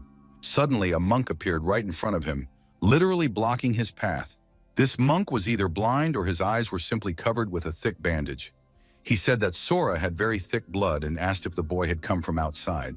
For some reason, the monk started laughing when he heard the affirmative answer and said that it made him very happy. After that, he took out his wallet and pulled out some money, saying he had no ill intentions, but simply wanted to buy information about the outside world. The monk pulled out a wad of cash, rolled it up, and handed it to the young man, saying he needed information. It meant a lot to him. Sora looked at the money and realized it was local currency. He immediately decided to tell him everything he knew. The monk was satisfied, but before taking the money, Sora wanted to clarify one thing. As soon as they started talking, the monk, for some reason, addressed him as Your Grace, and then the monk replied that dressing that way was simply his hobby. Just like covering his eyes, the man began to take off his mask, still laughing. The monk said he had recently caught some kind of eye infection and was now taking care of his eyes. And only when he got close to him and looked into those eyes did Sora sense a frightening light. This guy must have a reason to hide his power. It seemed a wolf in sheep's clothing was hiding in this refuge. Sora stopped asking questions. Instead, he asked what exactly the monk wanted to know about the outside world. The monk was very pleased that he could now ask questions. He wanted to know what was happening outside. Sora replied that armed soldiers were stationed on the walls. It seemed they were preparing for battle. The monk was certain that ordinary people hadn't noticed anything, but he had definitely heard the explosions. And the monk asked to be told everything related to these explosions. Sora started laughing and said that he had gone outside on an errand when he heard one explosion, but he wasn't sure of anything himself. He was so scared that he dropped the letter and had to leave his t-shirt behind as a marker. The monk realized that his companion was also hiding his power, which meant he had his own reason for doing so. After that, the monk thanked the young man for the information and paid him the agreed-upon sum. They said their goodbyes, but Sora was surprised. He noticed that the monk had walked off alone in an unknown direction, blindfolded. Sora now looked around with great interest. He wanted to know how many fighters of the same level as the monk were here, but he couldn't sense them. Sora walked through the city streets still half naked, but no one accosted him, and the young man wondered why the military allowed someone as suspicious as him to move freely through the streets. Perhaps people were now kinder and more tolerant toward one another because they had a common external enemy, and they weren't wasting their energy on mutual hatred. Once he reached the center of the shelter, Sora went into the nearest store. The money he'd received from the monk was enough to buy some new clothes. Now he could set out in peace to search for his parents. It was already getting dark, and the young man walked through the streets. Sora decided to start his search using the old-fashioned method. He took out a photograph showing his entire family. The young man approached a girl walking through the city streets. He pointed to the photo and asked if she knew these people. The girl only glanced briefly at the photo, but her face betrayed horror and fear. She said, "I don't know," and immediately walked away. Sora noticed the stranger's strange reaction. It seemed as though the girl had seen a ghost. At that moment, his attention was drawn to a young man walking down the street with his hands in his pockets, arguing with passers-by. Soon the stranger approached Sora and wanted to know what this guy was doing there. The thing was, Sora didn't look like a local, which meant he had to explain himself and introduce himself. In the middle of the night, some stranger is questioning people using a photograph. Is this some kind of primitive communal system or the last century? Sora turned the photograph toward the young man and asked if he knew the two people in it. The young man immediately broke out in a sweat, and his face looked alarmed. He wanted to know where the stranger had gotten the photo and what business he had with them. Sora decided not to lie or make excuses. He said he was the son and pointed to himself as the little boy in the photo. The young man decided that this stranger was mocking him, but now he would show him what it meant to laugh at the locals. The stranger was just about to use his strength against Sora, but then a huge truck swerved onto the road, and it turned out the guys were standing right in its path. Sora didn't even budge. He stopped the truck with his own body, while his companion fainted from fear. Sora stopped the massive truck with one hand and asked the guy to repeat himself because he hadn't heard the answer to his question. The man looked stunned. He said it was very nice to see how the boy had grown up, and he was glad to greet him. After that, the guy pointed out which direction to go to find his parents' house. They said goodbye. Sora went to look for the house, and the guy ran off as fast as he could, thinking things were bad. He needed to get everyone together immediately. Sora walked through the city streets, and it seemed very strange to him that the thug knew where his parents lived. Come to think of it, his father had always been very kind to everyone he met. His mother had always treated people with kindness too, and there had always been a healthy and loving atmosphere within the family. Usually, this world simply takes advantage of good people. But Sora was sure that now everything would be different, because he was back and wouldn't let anyone hurt his family. Finally, he came to a huge house where, apparently, his parents lived. The young man thought there were simply a lot of empty houses in the city, since people had fled and perished, leaving their homes behind. Sora knocked on the door and heard his father's voice, who said that work was done for the day. The door swung open, and the man saw a young man with completely white hair. There was something familiar about this stranger, but the man still looked at him warily, not knowing what to expect. But then the stranger said that it was him, Sora, his son, and a tear rolled down the young man's cheek. The father clearly hadn't expected this turn of events either. He looked at the young man and didn't see in him the little son they had lost 5 years ago during the evacuation. Finally, a woman came out of the kitchen carrying tea sets. She apologized for keeping them waiting. Everyone sat down at the table, and the woman realized that her husband still hadn't started talking to the young man. The man could hardly believe that this was their son, Sora, because the young man didn't look anything like him. The man told his wife that this was exactly the moment to resort to this. He looked at Sora and said that this was a father-son exchange of secrets. And although the man would prefer not to discuss certain things in front of his wife, this imposter had to be dealt with. The host calculated that if the stranger said anything suspicious, Roger would deal with him immediately. Meanwhile, Roger, the man's personal bodyguard, was hiding in the ceiling, ready to kill the uninvited guest at the first signal from his master. Sora immediately noticed the assistant hiding in the ceiling, but he thought it was the right thing to do. His father had to be careful, and such reliable security guaranteed a peaceful life. Sora realized that an awkward situation was about to unfold for the bodyguard hiding in the ceiling, because he was about to hear something about his boss that he really shouldn't know. Sora began to speak. He explained that his father attended cooking classes at a housewives' support group every weekend. The accomplice under the ceiling was surprised, picturing his boss with a long knife and a tomato in his hand. He would have been better off not hearing that information. Sora continued and said that every week his dad secretly attended ballet classes. It was, of course, very controversial information, and everyone would have preferred not to hear such details. But the man said that his son might not be the only one with this information. Sora laughed and said he was ready to share more about their family life if these facts weren't enough. After getting his father's approval, the young man warned him not to take offense later. Sora turned around at the table, pointed to the sword, and said that this Japanese sword was just a replica. The man couldn't believe his ears. He asked if the young man had any proof. Sora stood up, took the sword in his hands, and said that there should be a bite mark from his brother on the hilt. The accomplice was surprised because that mark on the hilt had been left by his boss when his hands were tied, and he had grabbed the sword with his teeth and killed 38 people that way. The accomplice remained highly suspicious. He believed the stranger was simply pulling the wool over everyone's eyes, his goal being to lull the boss into a false sense of security and then finish him off. Meanwhile, Sora unsheathed the sword, then pressed it against his hand and began to simply slide the blade back and forth, folding it like a plastic sword. The next moment, the man rushed to embrace the boy, pulling this chatty idiot close to him, for they were certain he had died many years ago, and tears streamed from the man's eyes. He was so happy to see his son, for all these years. What hadn't they thought of? The man recounted how they had searched every inch of land for their missing son, and before the father had time to grasp the situation, he had become the boss of this territory.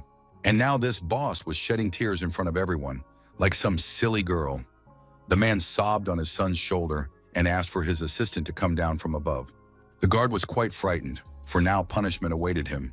The boss had spent his entire life under a rain of blood. The man had never seen anything like this before, but now his boss looked like a completely normal person.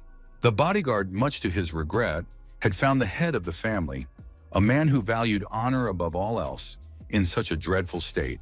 The man realized he needed to quietly slip out of the house. He hoped he'd make it out before they killed him.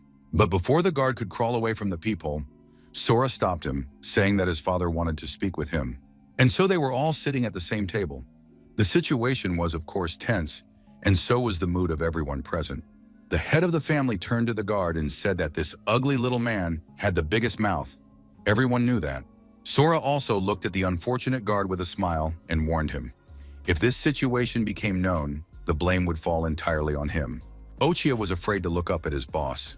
He swore he would keep his mouth shut, but now he felt pressure from both sides, and it was clear that these were indeed father and son. But then the lady intervened in the conversation. She asked her beloved men not to scare the guard. Ochia was very grateful to Mrs. Mukajima, but she still reminded him with a smile that he really should keep quiet if he wanted to live. The father was already starting to come to his senses. He was relieved that his son hadn't told the guard about how he snored and farted in his sleep. Sora watched his parents, and he finally felt at home, as if he had just emerged from the abyss. Before anyone had a chance to relax, the door suddenly burst open, and a group of people rushed in. Leading the group was the guy from the street who had given the boss's address. He had brought the rest of the thugs with him and said that some blonde kid had been looking for the boss. Sora turned around and said that the blonde kid was the one.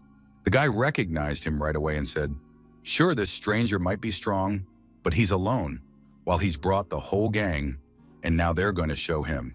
The guy assumed that this blonde guy from the Tiger's Roar Guild had probably snuck into the house on purpose to do something to the boss.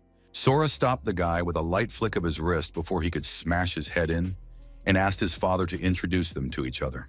Mr. Mukajima told his men that standing before them was his son, Sora, who had gone missing 5 years ago and had finally returned. The man wanted to explain what level his son had been at, but suddenly he realized he had no idea what Sora's level was now. The father expected Sora to state his own level. However, to everyone's surprise, Sora said he didn't have a system. This was unheard of, and it was amazing how the guy had managed to survive in the Fallen Zones for 5 years. It was simply unreal. The guys knew that if you didn't have a system, no matter how hard you trained, it was impossible to rise above the 10th level. The guys were starting to get angry. What the hell had their friend dragged them here for? He'd said the stranger was surprisingly strong, but in reality, he turned out to be a newbie without a system. Redhead replied that he must have just been mistaken, but in any case, that's how it had seemed to him when they first met. In reality, Redhead knew that wasn't true at all. A newbie couldn't possibly have come out unscathed from a collision with a massive truck. Sora realized the guy was confused and asked if he wanted to try checking his level using his system. Redhead didn't understand what he was talking about at first, but then he figured it out. If a person doesn't have the system, they don't have access to basic information. The system allows you to see monsters' levels, so you can properly gauge your strength during battles and duels. The Redhead immediately warned that without a special ability, it wouldn't work, and he wouldn't be able to determine Sora's level. Mr. Mukajima confirmed that inspection is a rare ability. Not all hunters possess it. Then Sora turned to his father and asked him to look and determine his son's level. Sora really wanted to understand the current classifications. Besides, he needed to gather information about the Abyss. However, his father refused to test him, so Sora turned to his mother and asked if she would check his level. But she replied that it was enough for her that her son was now by her side. Besides, she already knew that he was her best and most beloved boy. In the end, his father gave in to his pleas, but the result was nothing. No matter how many times the man tried to test him, the system didn't produce a result. Absolutely nothing was visible, and there are only two reasons for this in the world.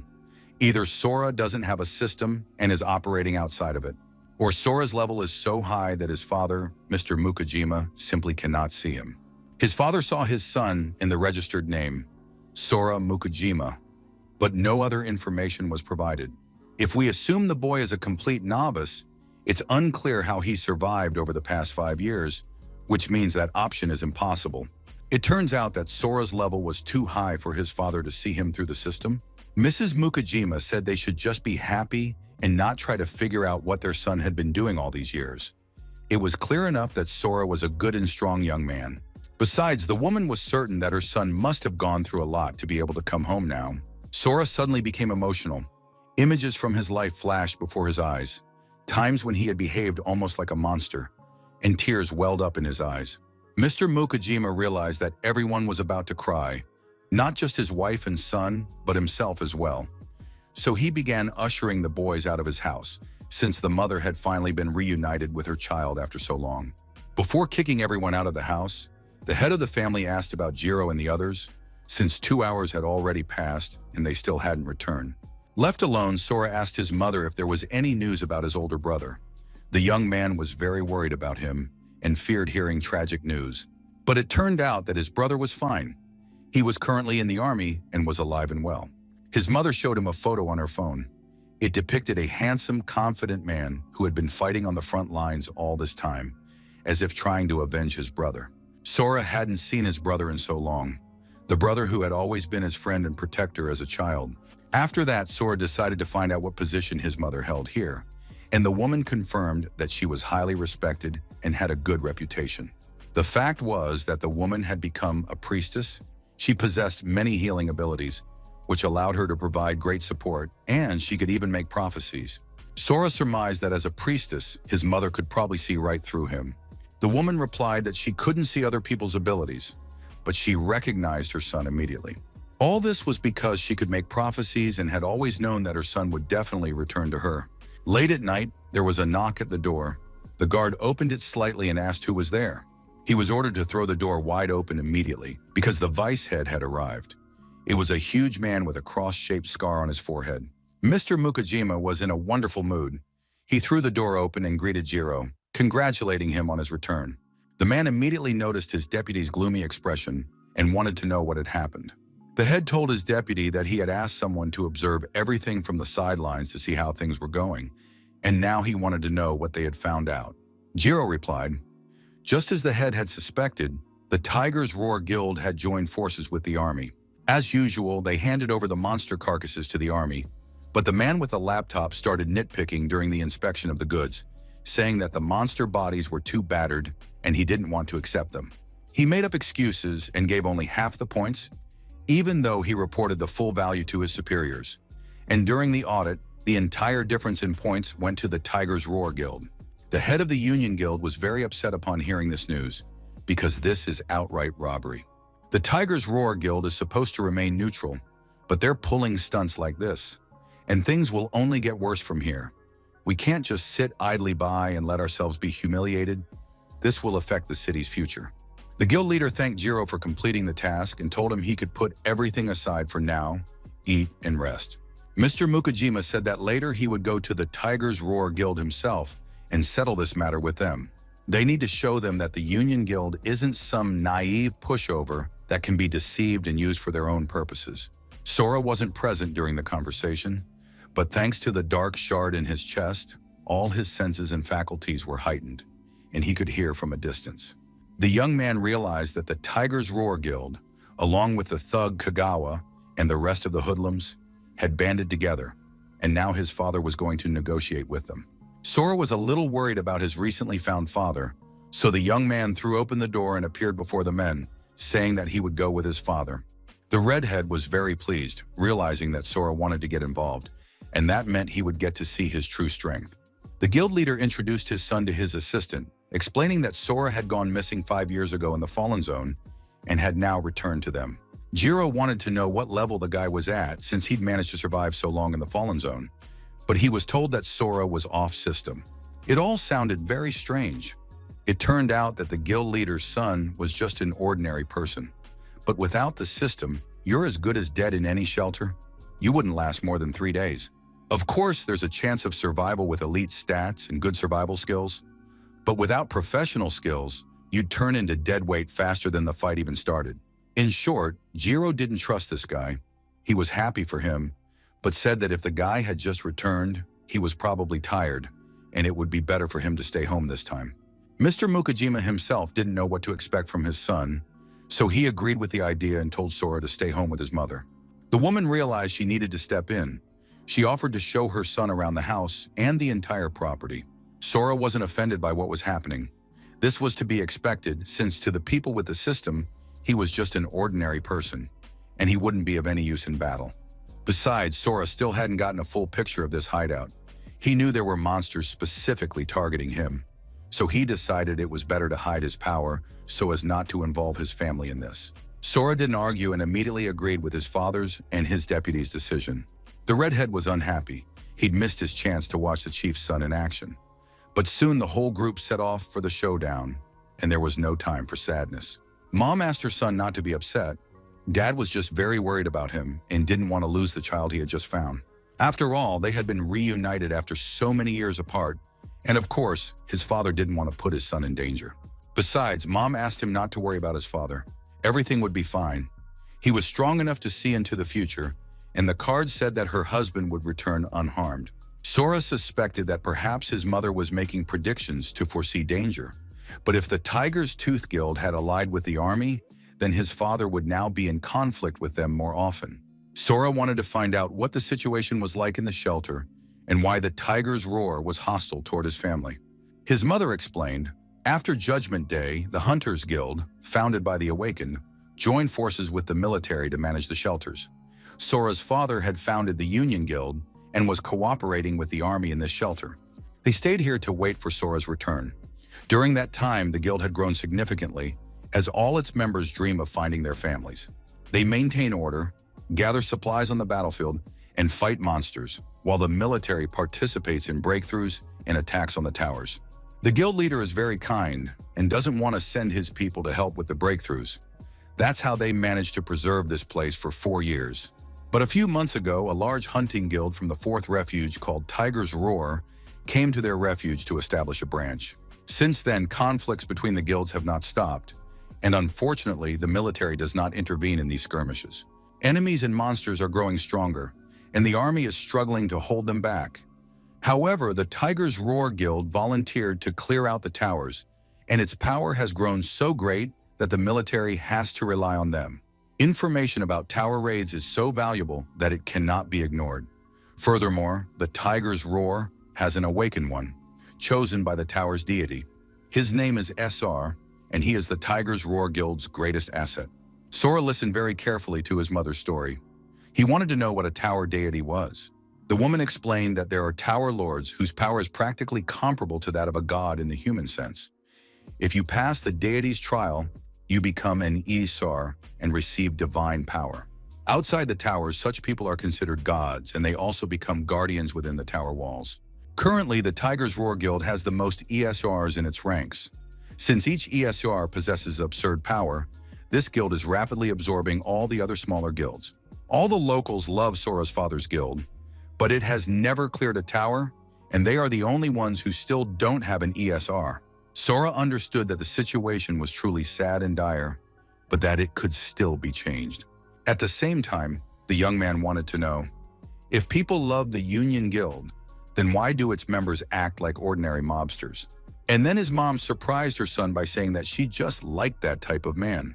Sora didn't know how to respond to that, but his mom said it didn't matter because everyone around them was happy. The woman led her son into the bathroom and told him to be sure to wash up, and if he really wanted, she would come and rub his back. Sora was finally alone. He activated his senses and scanned the house and the surrounding area. The young man made sure his mom had gone to her room and wouldn't bother him. Of course, the young man had no idea and didn't suspect that the situation was so serious. Sora couldn't help but worry about his father. He opened the window and looked up at the dark sky. The next moment, the young man was already rushing off in pursuit of his father, while his mother watched her son leave. She asked the boy to rest, but he, as usual, was a disobedient child. At that very moment, Sora's father, along with his men, set off for the Tiger's Roar Guild. Sora made his way out of the house and scanned the city from the top of the building. A light was on in only one place, which immediately made the search easier. Soon the young man spotted the group led by his father, but suddenly Sora felt dizzy. It was very strange because ever since a fragment of the abyss had struck his body, he hadn't been sick or caught a cold even once. But then Sora heard that same voice again, saying that it would not let the seed of the abyss escape. Sora had no doubt. He knew whose voice was speaking near him now. It was the Lord of Shadows.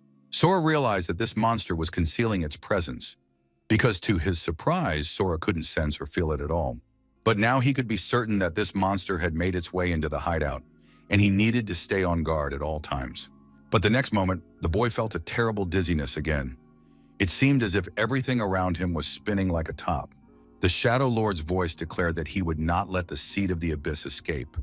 It was all because of his soul, which was marked by the abyss. Suddenly, right beside him, Sora could see and sense the Lord of Shadows. He immediately struck at this monster, but it turned out to be nothing more than an illusion, which kept saying it wouldn't let him escape.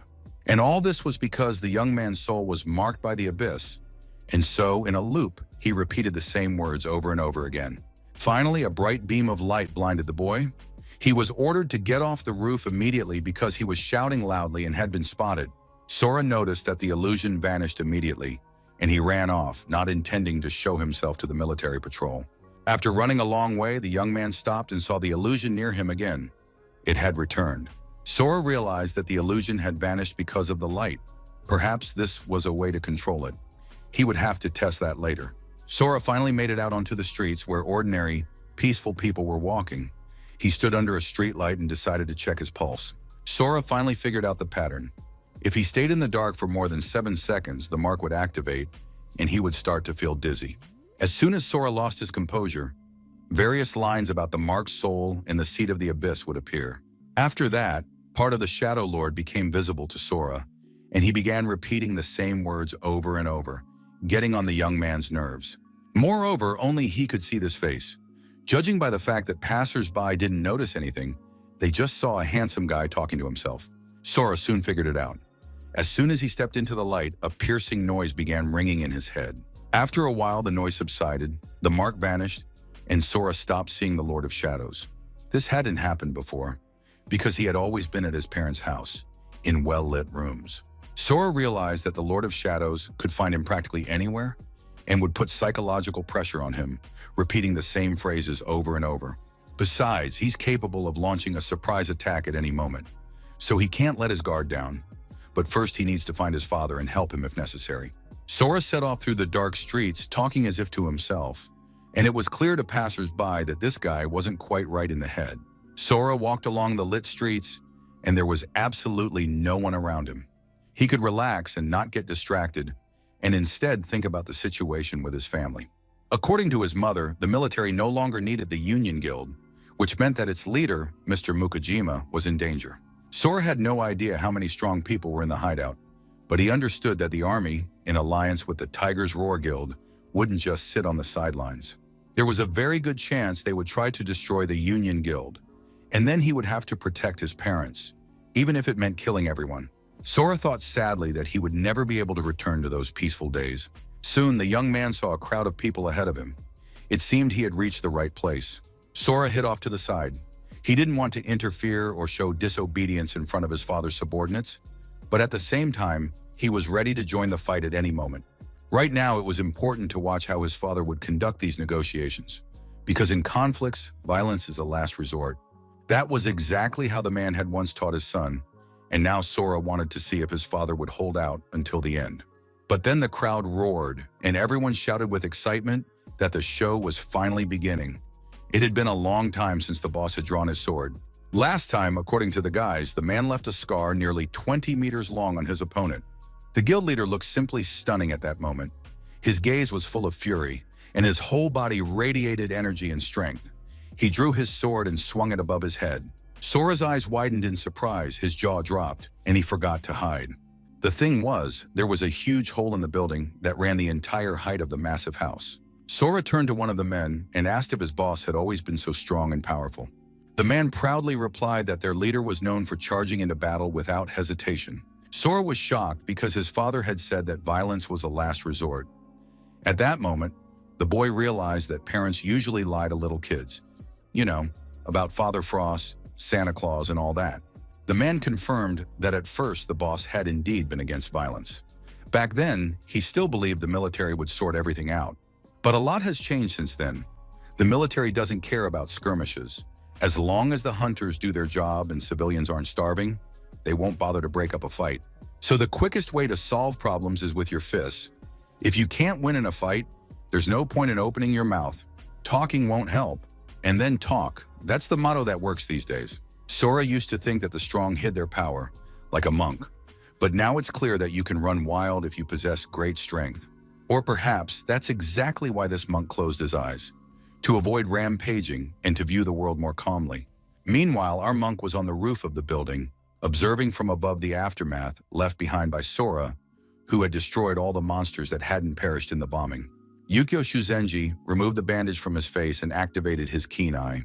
The monk saw that the level 90 monster looked as if it had been torn to pieces, but there were no signs of heavy weaponry on it. Yuki was frightened by the fact that there were so many powerful people on Earth. Therefore, he needed to proceed with caution, and he blindfolded himself again. Mr. Mukajima sheathed his sword and now waited for his opponents to appear. Finally, a group of thugs emerged from the building, and one of them warned them not to get cocky because the situation was no longer the same as when the shelter first opened.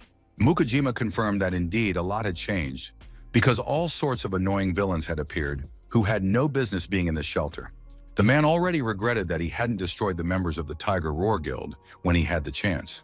The villain began to say that the leader was probably just afraid to do it, so now he had a perfect opportunity to prove his words with actions.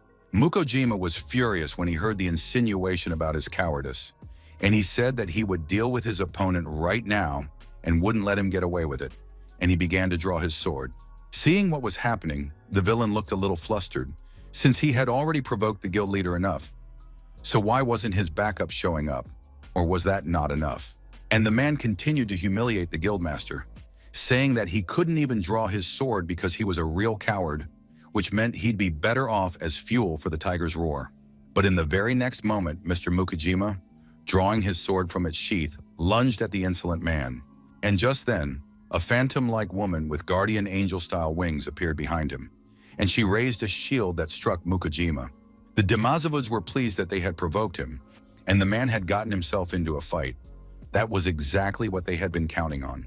At that moment, the military's chief representative in the shelter emerged from the building and noted that Mr. Mukajima had been the first to start the fight in the shelter, which is prohibited by law. No one understood why Mr. Usui was there. Could he really be siding with Tiger's Roar? Sora realized that this military officer supported the Tiger's Roar Guild, and his presence here was no coincidence. Sora surveyed the building, and although it looked completely lifeless, he sensed that many people were actually hiding inside.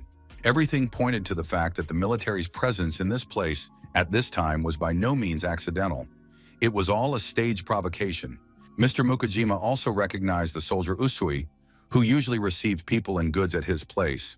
Mr. Usui announced that according to Article 15 of the Temporary Shelter Security Act, duels were strictly prohibited. Violators could be punished by imprisonment for a term of 15 days or more, depending on the severity of the offense, or by execution, and the soldier asked whether Mukajima would comply with his order. Mr. Mukajima now understood what his opponents had planned. They had deliberately provoked him and then decided to use the law to arrest him. Looking at these confident faces, it becomes clear that the military officer Usui is not worried that his superiors will find out about his corruption, which is why he behaves so brazenly. It's clear that if they manage to put him in prison, they'll keep extending his sentence indefinitely or even make him disappear under mysterious circumstances. Mr. Mukajima also understood that without him, the Union Guild would fall to Tiger Roar and the others. But it's unclear why the military would go so far in their intrigues. Disrupting the existing balance? Perhaps there's a power struggle among them as well. Mukajima understood that he must not admit to breaking the law. He smiled and told Mr. Usui that there had been no duel here. The fact is that as the head of the Union Guild, Mr. Mukajima could not admit to a crime without evidence. The soldier pointed to the crack that ran through the entire building and said it was a sword mark. Clear evidence of his aggression. Mr. Mukajima didn't deny that he had made the crack, but that didn't prove there had been a duel. It simply meant he had been trying to relieve stress on one of the abandoned buildings. But then the soldier Usui came down the stairs to get closer.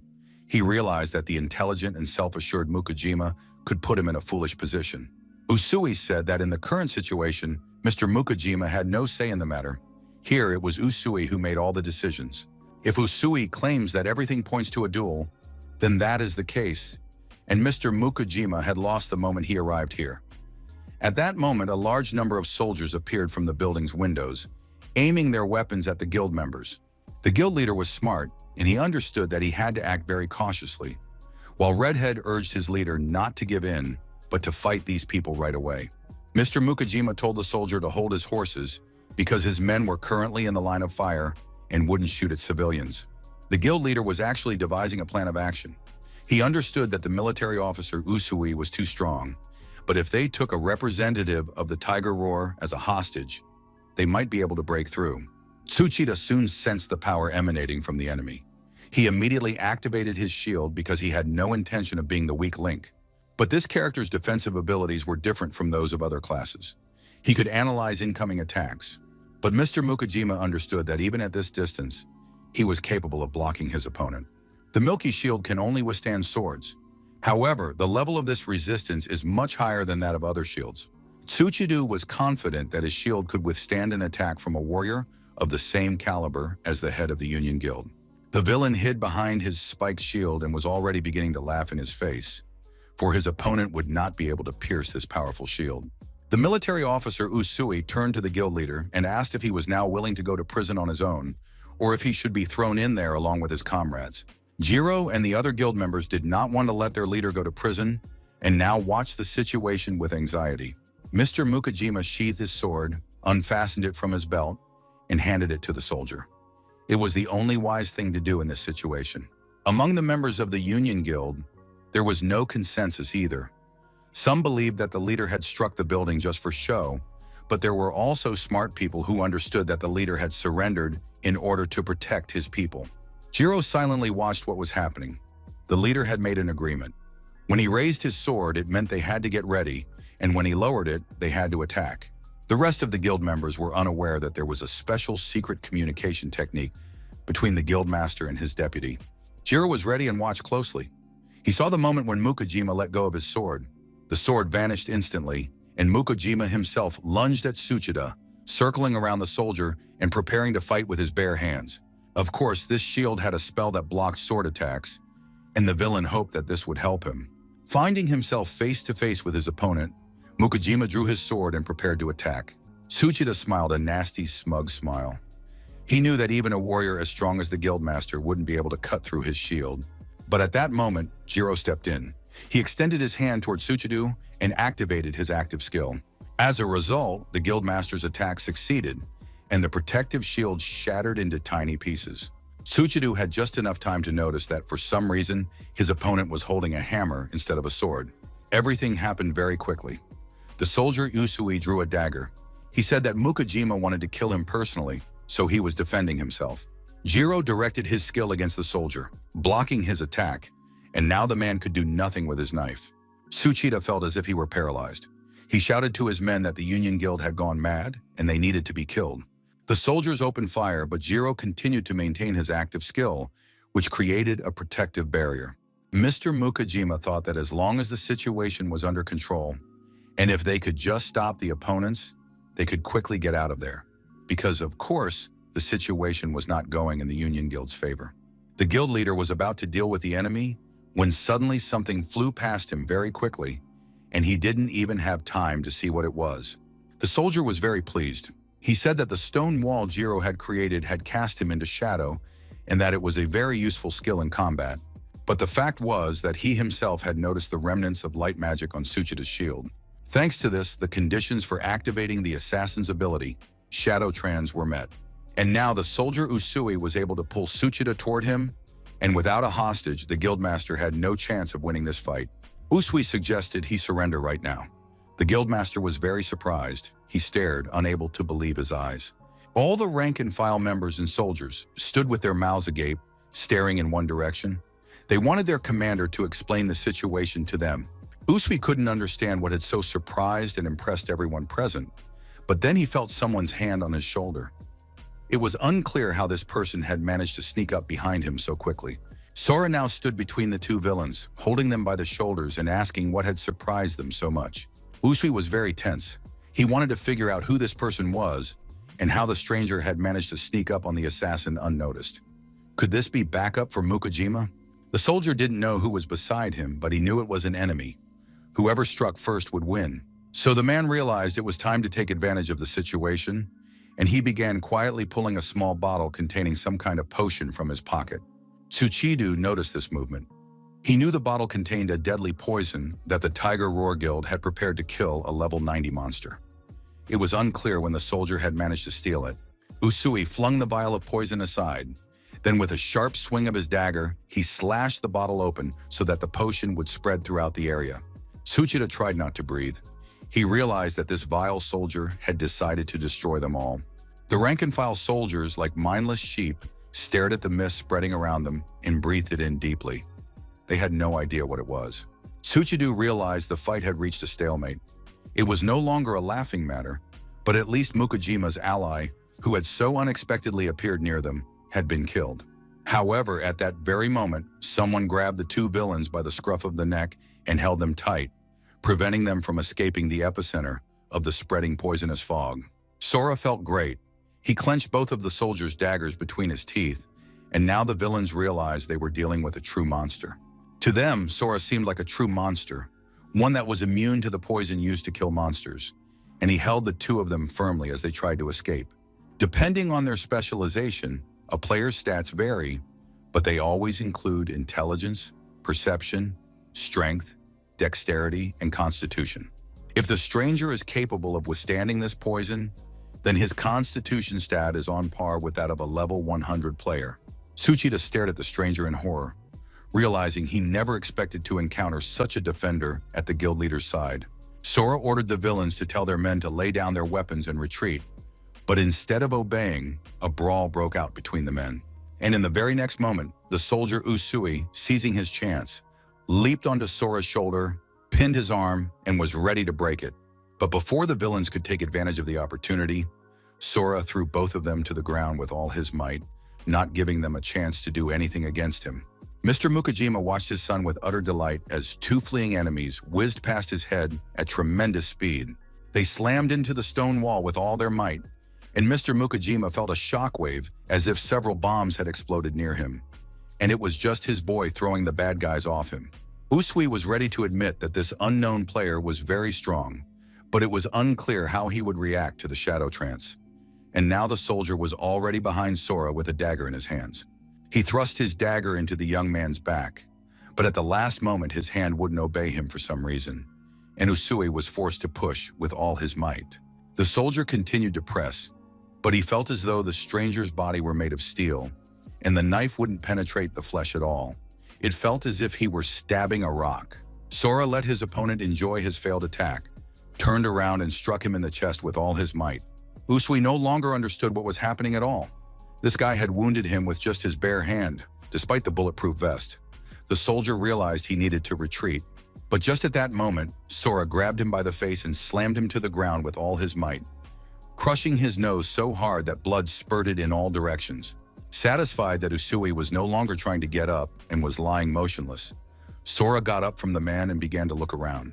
After that, he grabbed Usui by the scruff of his neck and carried him over to the soldiers, tossing him at their feet. The rank-and-file soldiers were smarter than their commander and had no intention of avenging him. Sora told his father that his men would handle the rest and that they should go home quietly, since their mother was waiting for them. The Mukujima residence was completely silent, and the guards were even afraid to breathe too deeply. Mom was glad that her men had returned safe and sound. She asked her husband if everything was all right, and he confirmed that everything had gone perfectly. The guild leader tried to get some details, taking a few guys with him, but they were as silent as partisans. In this situation, it didn't matter. Now the Union Guild had discovered the location of Tiger's Roar, and they had to be prepared for anything. But right now, the guildmaster didn't want to think about Tiger's Roar at all, because his mind was occupied with something entirely different. The father turned to his son. He wanted to know what had been happening with Sora over the past 5 years. Sora admitted that after he understood what was going on here between the guilds, he was able to realize what he had done over the past few years. 5 years ago, the boy had been transported to a strange reality, and all that time he had been slaying monsters there. It must have been one of the towers, and he had found himself trapped inside. After that, Sora told his parents everything that had happened to him in the tower, how he got there, how he killed the first goblin and got a shard lodged in his chest, and how he went on to slay monsters on every level. In the end, Sora admitted that, apart from the summons back to Earth, he couldn't explain anything else because he didn't fully understand it himself. His father was deep in thought. He knew of 16 towers, but none of them matched the description his son had given. Jiro believed that if this tower was near their hideout, then they needed to clear it out, and that was now the top priority. In the end, the father was happy that his son had survived the terrible situation he had found himself in. But it wasn't just that he had survived. Jiro was glad that the boy had returned many times stronger than any of them. Be that as it may, the greatest joy was that their son had returned home, and now his parents would not let anyone or anything tear their family apart. Sora noticed that his parents' hands were also covered in scars, and the young man decided that he would never leave them again and would protect them. Everything was wonderful, but completely unexpectedly, the lights went out and the power went out. It was very strange because the power was rarely cut off in the shelter, but Jiro said that the forecast had predicted a thunderstorm, and perhaps that was the cause of the problem. But Sora knew the situation was very bad. He had already sensed that the Lord of Shadows was coming for him in the darkness, and sure enough, he soon appeared beside Sora and said that this time he wouldn't let the boy get away.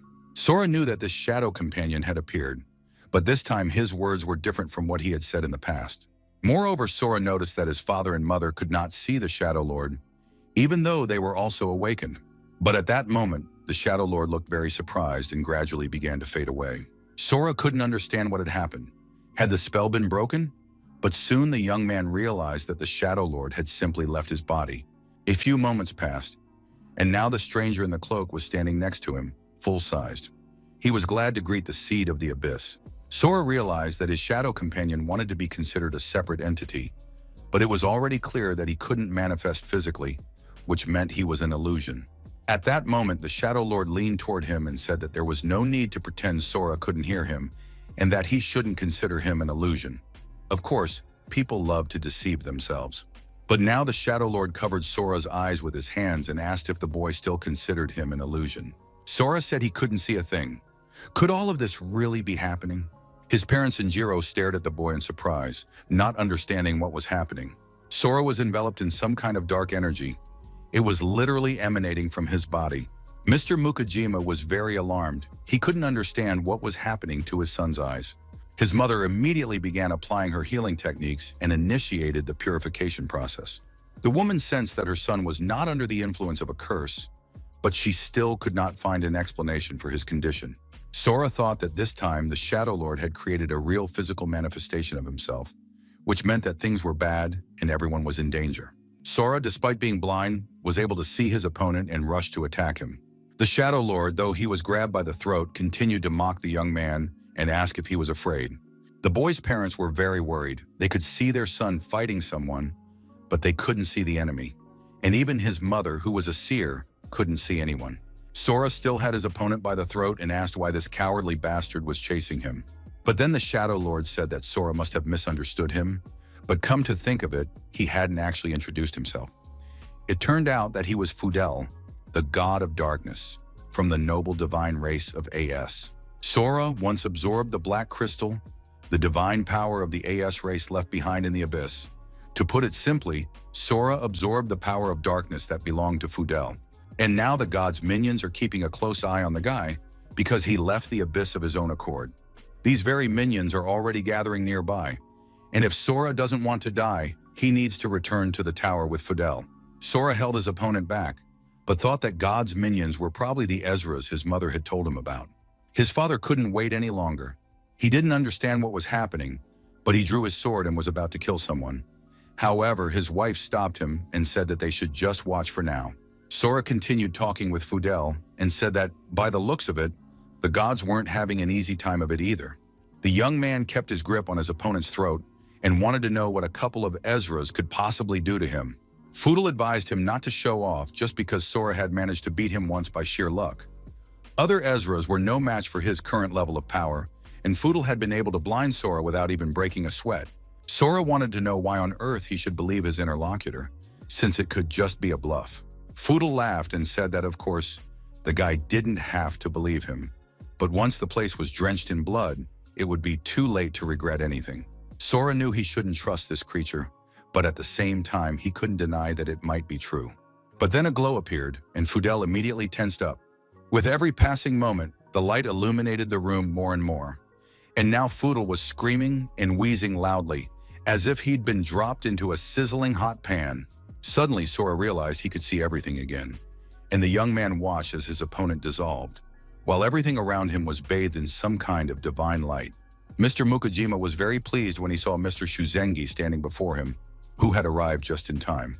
And indeed, standing in the doorway was none other than the monk Sora had met near the entrance to the refuge. Father was very pleased. He said that this monk, Yukio, was not just an acquaintance, but a good friend with whom he had founded this guild. Foodle was still there. He turned to the monk and told Shuzenji to let him go immediately. Sora was surprised. Could the monk really see Foodle? Yukio opened one eye and said he had an urgent matter to discuss. The guildmaster wanted to know what was going on, but the monk promised to explain everything as soon as he had spoken with the master's son. Eventually, everyone else left, and Sora asked the monk what had happened and why their conversation was so urgent. The monk explained that he was not an Isar, but his eyes were capable of seeing divine power. This was because Yukio had studied a forbidden art in order to seal the god of darkness himself. Although the divine power Sora possesses is of the same nature, the might of the god of darkness surpasses that of any deity.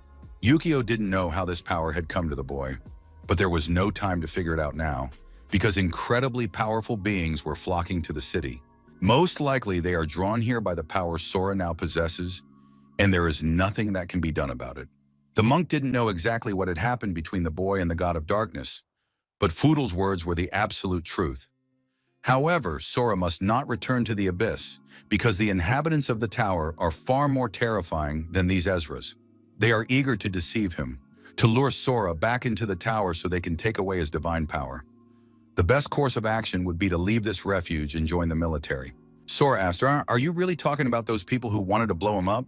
Yukio just laughed in response, saying that the military was part of the mix. However, there are trustworthy people among them, and the Ezras wouldn't dare touch the young man if he officially joined the military. Sora wanted to know if his departure could guarantee his family's safety. The monk confirmed that this was indeed the case. The Ezras were bound by unspoken rules and did not interfere in the lives of ordinary citizens without cause. On top of everything else, the Ezras wouldn't dare act rashly in the monk's presence. After all, he was just as powerful as they were. Everyone in the Tiger Roar Guild was outraged by the idiotic mission. Not only did the guy lack a system, but they'd also lost 4 Ezras. According to the report, Sakui Mukajima's son went missing several years ago. There is a high probability that he was dragged away by one of the towers. An ESR named Shirai believed that his comrade Hiro would be enough to deal with his son. Rimu, like her comrades, also thought that this guy was nothing special and that they didn't need to go out altogether. However, the boss said that this time he would personally take part in the operation. All the Ezras were very surprised. They hadn't expected the boss to get personally involved. The man said that the order had come directly from Zeus. This pesky Sora Mukajima must be eliminated at any cost. The tower near shelter number 6 was about to activate, and everyone understood perfectly well how important it was to seize control of it. The stubborn Union Guild rejected Tiger Roar's proposal and plans to conduct an independent investigation of this tower. Therefore, the ESR's goal is not only to deal with Sora Mukajima, but also to destroy his parents, the guild's founders. And this must be done to all of them at once, in a single strike. The monk told Sora's parents everything and advised the boy to come to the command center and meet with Ms. Tonosaki there. Yukio knew this woman well and was certain she would protect Sora and prevent others from using him. They also needed to check the cursing formation. If a battle broke out, even Tiger Roar wouldn't be able to do anything while it was active. Ms. Mukajima asked her son not to worry too much, since the guild was based in this very place for a reason. A few minutes later, the monk sat down on the street to meditate. He was focused and alert. Nothing had happened yet, but Yukio already knew they were here. And indeed, at that moment, dark energy spread throughout the courtyard. The courtyard door swung open, and 4 ESRs exuding death appeared in the doorway.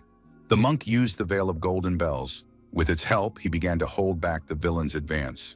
But the Ezras were too strong. There were over 100 of them, and they all had a single goal. Even the monk was deeply alarmed when he realized just how many Ezras had arrived. That wasn't all, because soon the Ezras parted and let through their boss, who entered the courtyard, hands in his pockets, confident in himself. Because Rish Mukai himself had come here in person, Mukai ordered one of the Ezras to launch an attack, and already Shirai had stepped forward and directed his power. The representatives of the Union Guild didn't yet understand what was happening, but the guild leader felt as if a dark force were caressing his face. The monk realized that things were very bad. All members of the Union Guild and even the cover squad had been taken over by an evil spirit. They were all trapped and had no way of escaping. And the unexpected guests scanned absolutely everyone present with their scanning eyes, and it was clear that the forces were unequal. The monk addressed the uninvited guests and asked what business had brought them to this house in the middle of the night. Ezra had already realized that their main target, Sora Mukajima, wasn't there, and now they wanted to know where he was. The monk told them not to be rude and suggested that the uninvited guests lacked manners and that he could teach them some. Taking advantage of the pause, Ms. Yu Mukajima immediately began to activate a protective barrier, hoping it would shield her and her family. Soon, the unexpected guests were struck by a debilitating curse that spread over them like a thick fog. The Ezras received a warning about this curse, and it angered them even more. Hiro was very annoyed, but he believed that even if someone from this guild had cursed him, he could still wipe them all out single-handedly. Monk Yukio grabbed the attacking Ezra's fist with his hand and held back the attack, much to the insolent man's surprise. The monk demanded that the ESR stop underestimating the Union Guild. Hiro was very surprised and shocked when he checked his stats and realized that his level had dropped by 30 points. He had become weaker than this arrogant and self-assured SR, who now had nothing to oppose him, having lost his level. And now the monk had launched an offensive move, and Hiro the ESR was forced to fly across the entire courtyard. Everyone within the curse's range lost half of their caster level. Simply put, their levels had dropped by 34 points, and now they had to consider whether they were ready to fight in that state. Rich Mukai was absolutely thrilled. He thought this made things even more interesting, since lately all their battles had been pointless due to the huge difference in levels. And now finally they had a chance to prove themselves, and Rima stepped in. She began to activate her abilities. And Rich Mukai declared that as long as everyone present was in his hands, Sora would crawl to him on his knees, and this amused him greatly. The space in the courtyard began to twitch and blur, and unfortunately, no one from the Union Guild was able to stop this process. And in the very next moment, they all found themselves in the arena of Athena. Rich Mukai was very pleased. He said he hadn't had a fair fight in a long time, and now it even excited him, so he hoped he wouldn't get bored until Sora joined them. The guild members couldn't figure out where their boss, his wife, and his closest aides had gone. But Rich Mukai had already drawn his weapon and said that he would personally eliminate all those annoying obstacles that remained in the courtyard. Meanwhile, the soldiers continued to search the city streets, the part where monsters might appear, gradually eliminating them. Suddenly, their attention was drawn to an object approaching them at tremendous speed. A few moments later, the young man landed near Ms. Tonosaki, and all the soldiers, startled, gaped at the stranger. Sora compared the photo of Miss Tonosaki to make sure he had found the very woman Monk Yukio had recommended to him. After that, the young man raised his hands and said that he had come from the Union Guild and required the military's protection. Ms. Tonosaki ordered the soldiers to lower their weapons. She realized that Sora Mukajima was standing before her and said she had a few questions for him. Meanwhile, in the arena of Athena, Sora's closest companions had no idea what to expect from the unfolding events. Soon, flames ignited on all the columns, signaling that the arena was ready for the battles. Rima turned to the great gods and called upon them to witness her battle. After that, the girl asked the gods to grant her miraculous divine power, which would later help her in battle. And then above all the Ezras, the silhouette of the goddess appeared. She spread her arms and thus protected all the Ezras. Rimu announced the rules. Each side must choose 5 representatives. The team that is the first to achieve 3 victories will receive the blessing of Olympus. The losers would be incinerated by divine light and scattered to the winds. Hiro was very pleased, sensing his victory. Mr. Mukajima asked what it meant that they had to find 5 representatives when there were only 8 of them here. Rimu confirmed that this was indeed the case. But that wasn't all. The fact was that the main star of the show, for whom everyone had gathered in the arena, was still on his way. He simply didn't know he was supposed to show up here. So, with no desire to delay any longer, Hiro stepped forward and asked which of those present was the first to be ready to face death. Thus, Hiro's challenge to his rivals was officially issued, and according to the rules, they must now respond. Monk Yukio was very upset. He believed that because he had allowed himself to think superficially, they had all ended up in this mess. Sakui tried to calm and support his friend, saying that it wasn't the monk's fault. Besides, they were all in the same boat now. The curse cast by Yu had lowered their levels, so for the time being there was a chance to fight one-on-one. Jiro pointed out that Lady Yu was unfit for battle, so the three of them would have to handle it and win. The monk knew that Ares' ESR was the strongest among them. After becoming an ESR, he single-handedly defeated an entire guild of 3 Sers, taking advantage of Ares' superior skills. But Yukio asked his friends not to worry because he had a plan he wanted to try. And now the monk volunteered to be the first to fight in this duel to test his tactics. Thus, the monk Yukio Shuzenji stepped into the arena and accepted the challenge to begin the duel. The goddess raised her hand and called on the combatants to prepare for the start of the battle. As soon as the goddess gave the signal to begin the duel, Hiro immediately rushed to attack the monk, who was still standing calmly. Hiro couldn't stand monks or those who loved to talk, so he thrust his hand forward to shut his opponent's mouth. Everyone watched the duel with bated breath as the two combatants fought an even match, and no one could tell who would emerge victorious. The monk tried to dodge the direct blows, while Hiro believed that this religious man was only capable of running away and fleeing for his life. At one point, he once again grabbed Hiro's arm, clamping it in his grip and preventing him from launching an attack. Shirai noticed that their comrade had initially closed the distance with his opponent, but was now pulling back. It was clear that the fight wasn't as easy for Hiro as he'd thought. Rimu knew her comrade wasn't weak, and she didn't want to count Hiro out just yet. Mr. Mukajima asked his comrade how he was feeling. The monk didn't answer, but his hand was badly injured and blood was flowing onto the ground. Hiro was very pleased. He asked how the monk rated Cadmus's fangs and pointed to the sharp teeth protruding from his hand. It was those very fangs that had pierced and wounded the monk's hand. The monk knew that Cadmus was Ares' serpent. He would never have thought that the serpent would possess the Ezra's body to help him in close combat. But now it was clear that Hiro would not hide his host, and sharp spines of the Cadmus serpent appeared all over the Ezra's body. Hiro said that the serpent hadn't had its fill yet, so the attack continued, and he closed in on the monk again at tremendous speed. The monk managed to dodge by making a very quick sidestep, and Hiro's hand whizzed past his face. The situation was complicated by the fact that the Cadmus serpent was already acting on its own. It had partially emerged from Hiro's body and was personally attacking, biting the monk. Yukio used a veil of golden bells to at least slightly hinder the attack of the fanged snake tearing into his flesh.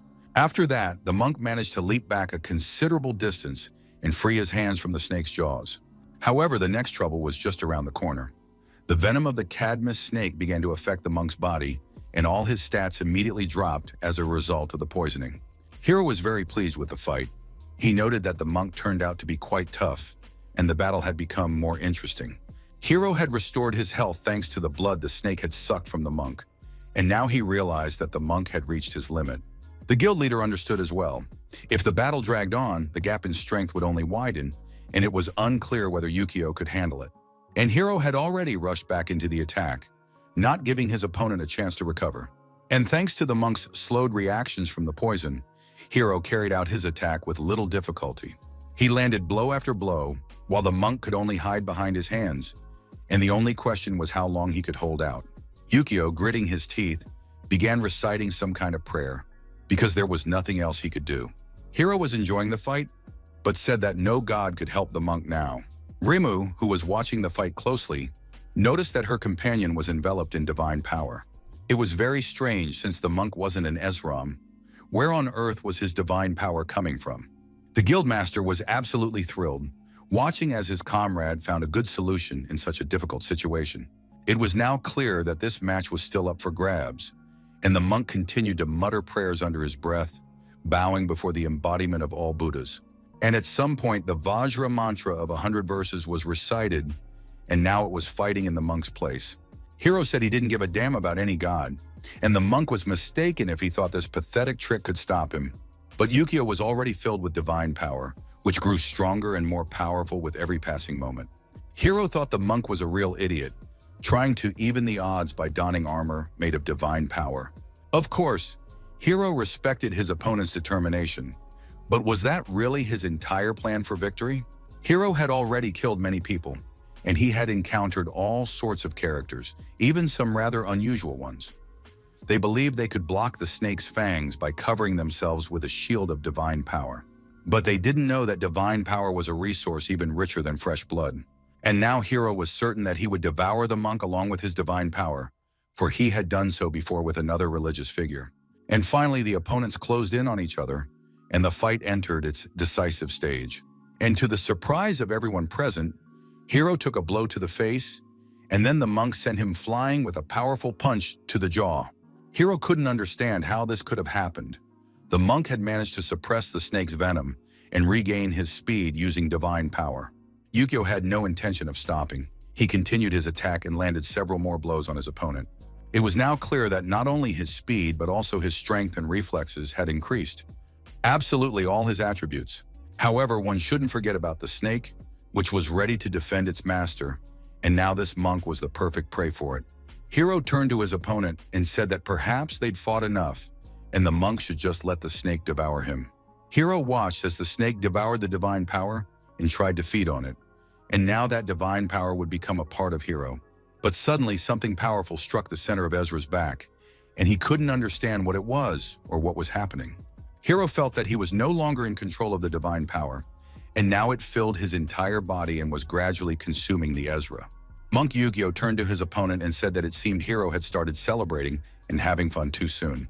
But in reality, carrying this burden was very difficult, especially when it wouldn't obey him. And a new powerful blow struck Hiro in the face. Ezra couldn't believe his ears or the monk's claims that the divine power was too much for the Cadmus serpent to handle. However, the monk smiled, looked at his opponent, and asked where Hiro had gotten the idea that it was divine power. A few more powerful blows to the naive fool, and now he was flying across the entire arena, unable to stay on his feet. Lady Yu now understood why, many years ago, the monk had wanted to be reclassified as an Arhat. Hiro got up from the ground. He felt that he didn't have enough divine power left even to simply maintain the form of a snake. But if the situation had reached such a dead end, he had to take a risk and go for all or nothing. After that, the snake that had been hidden within the Ezra's body suddenly exploded, scattering into pieces in all directions. A terrifying poison was released from it, filling the entire arena, and it was very dangerous for the monk. Jiro soon realized that the drums had begun to beat, and the guildmaster could not believe his eyes. What was happening? Hiro turned to the god lord Ares and said that he was offering him the blood of the poisonous snake as a sacrifice. In return, his beloved disciple asked the god Ares to grant him a spear. And indeed, in the very next moment, a powerful spear appeared in Hiro's hand, with which he intended to fight until his body decayed. Rimu was very alarmed upon seeing the divine weapon. Even an ESR could not use it without offering the god a suitable sacrifice, and even then only temporarily. This weapon carries the power of the god and adapts to the combatant Esser. Shirai had said that this was the insurmountable difference between a player and an ESR. It was now clear that for the monk Shuzengi, this duel was over. But Rimu knew that Hiro had just offered as a sacrifice the poisoned blood of the snake that Ares himself had given him. If the gods discover this deception, they will be enraged. However, Ares is merciful, and he will forgive Hiro for the victory. Yet in the event of defeat, it is terrifying to even imagine what fate awaits Hiro. Rimu didn't want to believe in defeat. She hoped that an ESR who had mastered a divine weapon could never lose to a mere player. The monk noted with horror that his opponent was closing in again. He stared intently at Hiro and couldn't figure out where the spear that had just been in his hand had gone. Yukio assumed that he simply couldn't see the spear. He managed to dodge, but a powerful explosion still rang out right behind him. The monk realized he was lucky and had avoided the blow thanks to a timely mantra. Although he had taken damage, he hoped the spear wasn't poisonous like a snake. It became clear that the spear had a destructive effect, and the monk lost half of his armor's defensive properties. And the enemy attacked again, and in addition to hand-to-hand combat, he also fired arrows from his back. The monk realized that the opponent not only fired a spear from his fist, but could also do so with other parts of his body. The speed of the strike was simply insane. Hiro was enjoying his physical condition and wanted to see what the monk would do with all of this now. Yukio wasn't even trying to think anymore. He was just hoping to dodge because he couldn't read the attack at all or predict where it was going. On top of that, every missed blow weakened the player further, and his opponent was still very strong even after taking karmic damage. The monk realized that if Hiro hadn't been weakened beforehand by the curse, he would already be dead. Be that as it may, he needed to try to keep his distance. That would make it easier to dodge the next attacks. Yukio began chanting the mantra again to cast the divine sign. He was trying to purify all three realms so that strife and sin would vanish. Hiro, meanwhile, was gloating. He could see that his opponent was trying to increase the distance, hoping that it would help. The monk activated the Silent Sutra, and now a divine light appeared above his opponent. The Silent Sutra embodied holiness that purified and banished impure forces, which reduced the effectiveness of the poisonous snake's blood. Hiro realized that his opponent wanted to restrict his movement and gain an advantage through distance, but he was certain that these were naive dreams. Mr. Mukajima shouted to his friend to be careful. At that moment, another attack rained down on the monk, and he barely managed to dodge it. Several sharp spears pierced his hat. The goddess presiding over the duel turned to Mr. Mukajima with utter indignation. She declared that interference in a duel held in the arena was unacceptable. One must not give hints or intervene. And after that, the goddess unleashed fire upon the rule breaker, and now the guildmaster was engulfed in flames. His wife, Lady Yu, immediately began using healing techniques to extinguish the fire and alleviate his condition. The divine fire disappeared very quickly, but it had sapped the man's vitality, and that was very bad. Hiro looked at his rival and said that he would already be dead if the guildmaster hadn't intervened. But it was no big deal. He could land another serious blow. Besides, Hiro understood that the rule breaker would face punishment, and that was very beneficial for all the Essers. Monk Yukio realized that close combat was already too risky. The opponent had long-range blood harpoons in his arsenal. Given the monk's remaining strength, he could hold out for a maximum of 3 minutes, but he had to fight to the end. He had no choice. Hiro wanted to end the fight as quickly as possible. He was already thoroughly fed up with all of this, and now he was preparing for the final critical strike. ESR was confident of victory, and a new wave of attacks was directed at the monk. Yukio called upon all the dharmas to become one. The fact is that all arhats are divided into ranks: the heavenly eye, the wise eye, the eye of the Dharma, and the eye of the Buddha. If he cannot win as the wise eye, then let the eye of the Dharma open. The eye of the Dharma significantly accelerates perception, but it lasts only a very short time, so the monk needed to find a way to break through quickly. Yukio realized that his opponent's spear didn't possess all that much divine power. Yukio braced himself for the attack, gathered his strength, and intercepted the divine spear with his bare hands. Hiro was very surprised. He was pressing down on the spear with both hands, but it didn't budge at all. Moreover, the monk realized exactly how the attack would unfold. The monk was now smiling and said that he had grasped the essence of the bloody spears his opponent had been thrusting at him. It all turned out to be unexpectedly simple. Shirai couldn't believe his eyes. How had this monk managed to block the finest threads of blood? Rimu watched the monk's eyes closely and realized that they were capable of seeing right through the technique. The guild leader and his deputy cheered up a little when they saw that the duel wasn't lost yet. It was simply amazing. Their fellow monk had found a way to counter the Esru of the god Ares himself.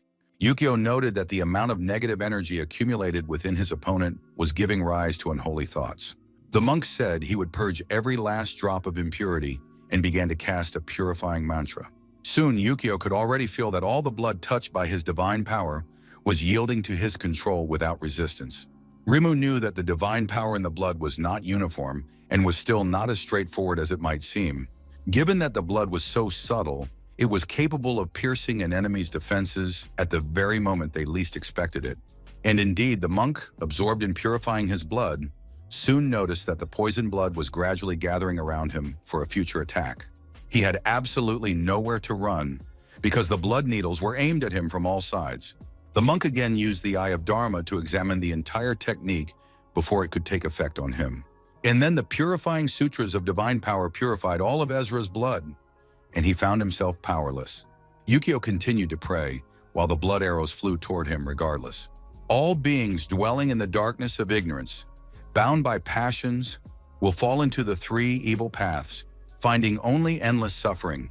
At that moment, Rimu began to advise her companion, saying that all of Hiro's attacks were pointless because the monk could see the movement of divine power. Chiro was outraged because the goddess Athena, who was watching the duel, did not punish Rimu, but merely gave her a warning. But Mr. Mukajima stopped his companion, saying they shouldn't interfere. They'd be better off waiting for Yukio Shuzengi's victory. Divine power continued to press down on Hiro, and he could barely stand, yet he was furious, unwilling to manage without his girlfriend's hints. Soon, a massive sacred form loomed behind the monk, and his sutra continued to work as before. Hiro was losing control of his body more and more, because the divine light was completely destroying all the negativity within him. May he appear before us, overcoming obstacles and grant peace while the suffering whisper his name. This was precisely the sutra that all monks learn first. But that doesn't mean it's weak. On the contrary, the power of the wrathful guardian deity, like all offensive and defensive forces, is doubled. However, this effect lasts only 30 seconds. And during this period, one must not be distracted or lose concentration for even a moment. One must continue reciting the sutra directly in front of the enemy. An incredible humiliation. Despite his physical wounds and injuries, Hiro tore his own shoulders open with his bare hands and let the blood flow. That blood was immediately directed at the monk to attack him at any cost, just so he would interrupt the sutra. Yukio knew that the spell was capable of suppressing the snake's blood, and attempting to overcome this block required an enormous amount of divine power. Such an unexpected attack is utterly meaningless in the eyes of the Dharma. It wouldn't even scratch the monk. And Hiro continued to tear at his own body, flooding everything around him with blood and directing it like a weapon at his opponent. He kept going, and it was clear that Hiro was no longer in control of anything. He was like a crazed monster, thirsting for victory. Yukio could barely stand. He too was at his limit, and blood was streaming from his eyes, but he had to hold on, even though time was running out. Hiro was furious that he didn't even have enough strength to break the monk's concentration. A massive guardian deity towered over the arena, while Hiro could no longer rise, kneeling before his opponent. The final countdown began, and the power of prayer, like the virtue of a small child, like burning ice doused in oil, like water flowing through the heart of a tree. And now everything converges in Yukio's mind like a supreme deity, and the decisive blow comes. It crashed down on Hiro, who could offer no resistance to this divine power. Yukio managed to think that he had, after all, finished off his opponent before the Eye of Dharma reached its limit. The goddess presiding over the arena announced that the first match went to the Union Guild. Yukio Shusenji had won the match, but the boy could barely stand, and blood was streaming down his face. However, that didn't matter anymore. Rimu immediately began casting healing spells on her comrade, who couldn't even get up off the floor. Soon, Hiro was physically healed, but he continued to sit silently, lost in thought. Suddenly, two gods appeared behind him, who apparently were dissatisfied with their Esram. They looked at Hiro, and the very sight of this place, where the hypocritical Athena had held a duel, and he had managed to lose in such a place, made them sick. The guys didn't want to hear any excuses. They said their father had sent him a message and asked them to tell him that he was deeply disappointed in Hiro. And the boys said that Hiro had been granted the honor of receiving punishment at their hands, and now they would carry it out. The rods and the sword of Damocles came down on the Ezra, who could do nothing and was now being punished. Mr. Mukajima was very surprised when he realized how these gods treated their Ezras. At that moment, the gods told the young man that this was their father's final act of mercy, said goodbye to him, and vanished. His friends congratulated the monk on his victory. He had held his own with great dignity, despite the fact that the duel had been a serious one. Hiro declared that next time he would definitely kill the monk, but Shiraya replied that there would be no next time. The thing is, now he, Shiraya, would be the one to fight, and all opponents would be burned alive in the all-consuming flames of Ada. Sakui Mukajima looked at this terrifying Ezra and said he would take him on.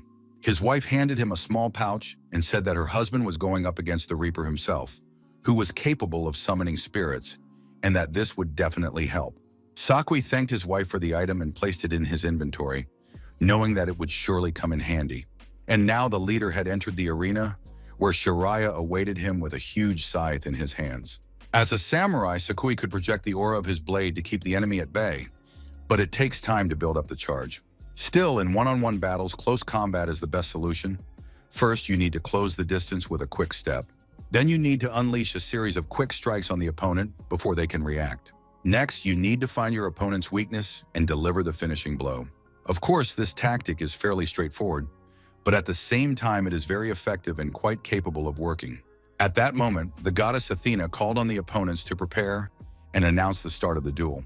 Shariah immediately unleashed his spirits on the opponent, but the leader decided he could slip between them using a speed step and analyze all their movements. In the very next moment, Sakui was standing behind the Ezra, preparing to strike him. While Shariah was confident that his spirits were sufficient, Sakui sliced through his opponent with his sword. But it turned out to be an illusion, because there were no bodies torn to pieces.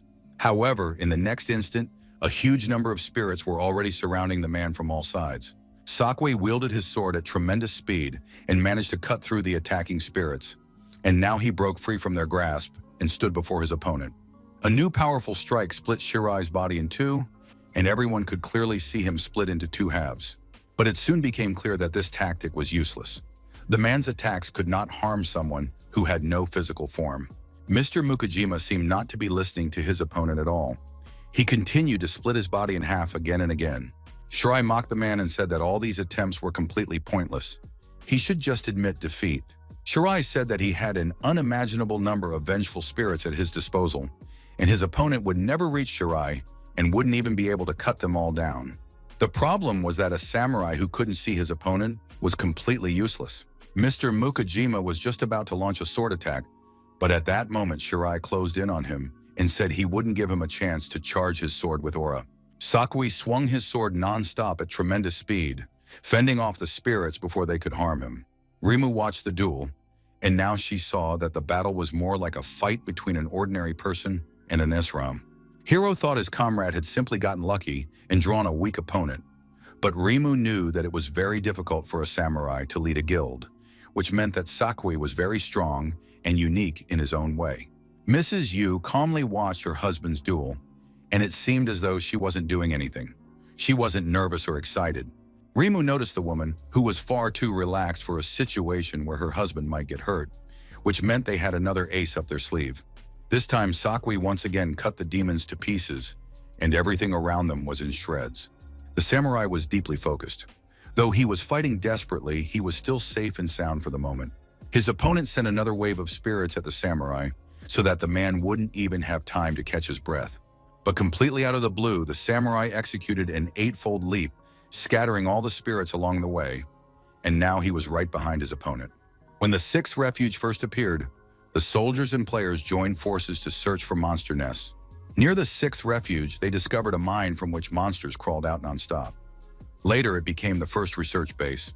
At first, the monsters were small and weak, so progress was easy, and even the soldiers handled them without any trouble. But gradually, people began to venture deeper into the mine, exploring it and encountering new monsters along the way. And there, the situation had already changed. The mine was home to completely different types of monsters, and their numbers were limitless. These monsters also had different ranks, and now the people had to fight simultaneously, using various skills and abilities. Inside the cave was an entire ecosystem of monsters, as if it were their hidden nest, where they bred their own kind, lived, and evolved. Deep within this mine, a spider had made its home, and it was at level 80. At that time, it was the most terrifying creature. Moreover, people in those days had no abilities or weapons that could be used against such a monster, so it was decided to flee from this beast. Saki Mukajima drew the monster's attention to himself. He rushed toward the spider so that the others could escape from the mine. Everyone saw how this brave samurai, sword in hand, rushed to attack the terrifying monster, but no one knew what happened next. 3 days had passed since then, and suddenly a desperate scream from the defeated monster echoed through the cave. The people watched the cave with bated breath, and as if in response to the spider's cry, the cave began to collapse, and before the people's eyes, huge boulders fell, blocking the entrance to the cave from within. And at the very last moment, pushing off from the falling rocks, Sakui Mukajima leaped out of the cave. The man was alive and well, and held his sword in his hands. That time, he had used a technique called the 8-fold leap, and now that technique was being used again against Ezra Shirai. The samurai cut down his opponent, but as was customary, it was not a body, but merely a spirit, and it became clear that this terrifying technique allowed him to perform 8 consecutive leaps, each faster than the last. But it hadn't had any effect on the battle yet. Sakui had already used this method 3 times to evade the vengeful spirits. The next moment, the samurai used this skill once more. Shirai was stunned that his opponent was getting faster and faster. The fifth use of the skill led the samurai to find his opponent and bring his sword down upon him. Sakui was forced to cut down the spirits again and again, all of which he did with the power he had inherited from the great hero. And now that there were no spirits nearby, he could use his speed to his advantage and cut down his opponent before new spirits had time to form. So far, Sakui was doing everything as planned. He calculated that if he used his speed to outrun his opponent, the man simply wouldn't have time to recreate the spirits, and the battle would turn into close combat. In close combat, the samurai knew he was capable of winning, and now he held his sword in his hands and activated the hero's legacy. Rimu now fully understood why the samurai had held the position of guild leader for so long. Even though he wasn't an Esram, with such power he could easily match most of the guild. There were many theories about how the tower came to be. The most widespread theory was that the tower was a fusion of human history and mythology into a single whole. In this picture, history and myths are inseparable, and the gods from myths are contrasted with heroes from history. But becoming a chosen one of the gods or the heir of a hero are two completely different things. To become a chosen one of a god, one must fight, while the hero's legacy is more akin to destiny. And now these two have clashed in close combat so that their gods and heroes can show which of them is the master. Shiraya didn't believe that this samurai actually hoped to win in close combat, for a mortal's weapon is no match for the Reaper's scythe. Of course, the Reaper's scythe was a terrifying weapon. In terms of range and reach, it had a clear advantage. But still, considering that the scythe is a divine artifact, it wouldn't be so easy for a human to handle it. If Shiraya uses the scythe as a conventional weapon, making wide swings to strike from a distance, then this must be exploited. This could create a vulnerability because it gives you the chance to close in on the enemy the moment his weapon is raised above his head. It seems the gods didn't teach Shirai how to use the scythe properly and safely, and now the samurai has pierced his body with his sword. Sakui said that he had originally planned to use this skill to dodge in case of danger, but this time his leap didn't even come in handy. The guildmaster and the monk were ecstatic. They shouted that it was all over and victory was theirs. However, Lady Yu wasn't quite so optimistic. She said it was far from over. Despite the sword sticking out of his chest, having pierced right through his body, Shirai didn't look like he was dying. He said that his happy face was literally infuriating. The man didn't understand what was happening. Had he really missed? And had the spirits been summoned and created again? But the opponent began to laugh merrily. He didn't understand why the samurai thought he could only move between phantom bodies. And in the very next moment, the ESR delivered a powerful blow, and the samurai was forced to fly off to the side because he could offer no resistance. Sakui immediately got back on his feet and prepared to defend himself. But the man immediately received a warning that he was marked with Ada's enemy seal. The samurai realized he had been careless. But it turned out that his opponent was capable of giving his own body the form of a spirit, which ruled out any physical damage. Shiraya declared that if he landed 4 attacks on his opponent, the samurai would become his spirit slave. Shiraya realized that his opponent was quite serious, and now he was going to fight with all his might and show no mercy. The first-degree seal of Hades currently on the samurai indicated that as soon as the seal reached the 4th degree, he would become a vengeful spirit of Hades. The samurai knew that if he closed in on his opponent, he risked receiving another seal. And if the samurai kept his distance, he would give Shirai time to spawn new spirits. The situation was dire either way. Of course, an 8-fold leap would have come in handy now, but unfortunately, it was on cooldown. Shiraya turned to the samurai and said that he acknowledged Mr. Mukajima was indeed very talented, but in the end, he was still just one of many ordinary mediocre people. Shiraya launched an attack on his opponent. His immaterial form continuously absorbed mana, and the incoming magical damage was increased at that moment, but in return, he remained invulnerable to physical attacks. Saki prepared to fend off the spirits, maneuvering very quickly and changing his position. ESR could see that his opponent was a very fast man, but at the same time, it was clear that he had already lost his edge and couldn't maintain a high level of performance for long. The scythe swept right past his arm, where there was now a fresh wound, and a 2nd-degree seal of Hades appeared. As soon as it reached the 4th degree, the man would become a vengeful spirit of Hades. Shiraya understood that his opponent would not be able to run for long. As soon as all 4 marks were present, the body would burn in hellfire, rot, and fall apart. The bones would wither, crumble, and turn to dust. In the end, the samurai's soul would be bound, and he would become just another little dog in Shiraya's service. Isar continued his attacks, and though he took his time, everything around him was still under his influence. Shiraya felt increasingly confident.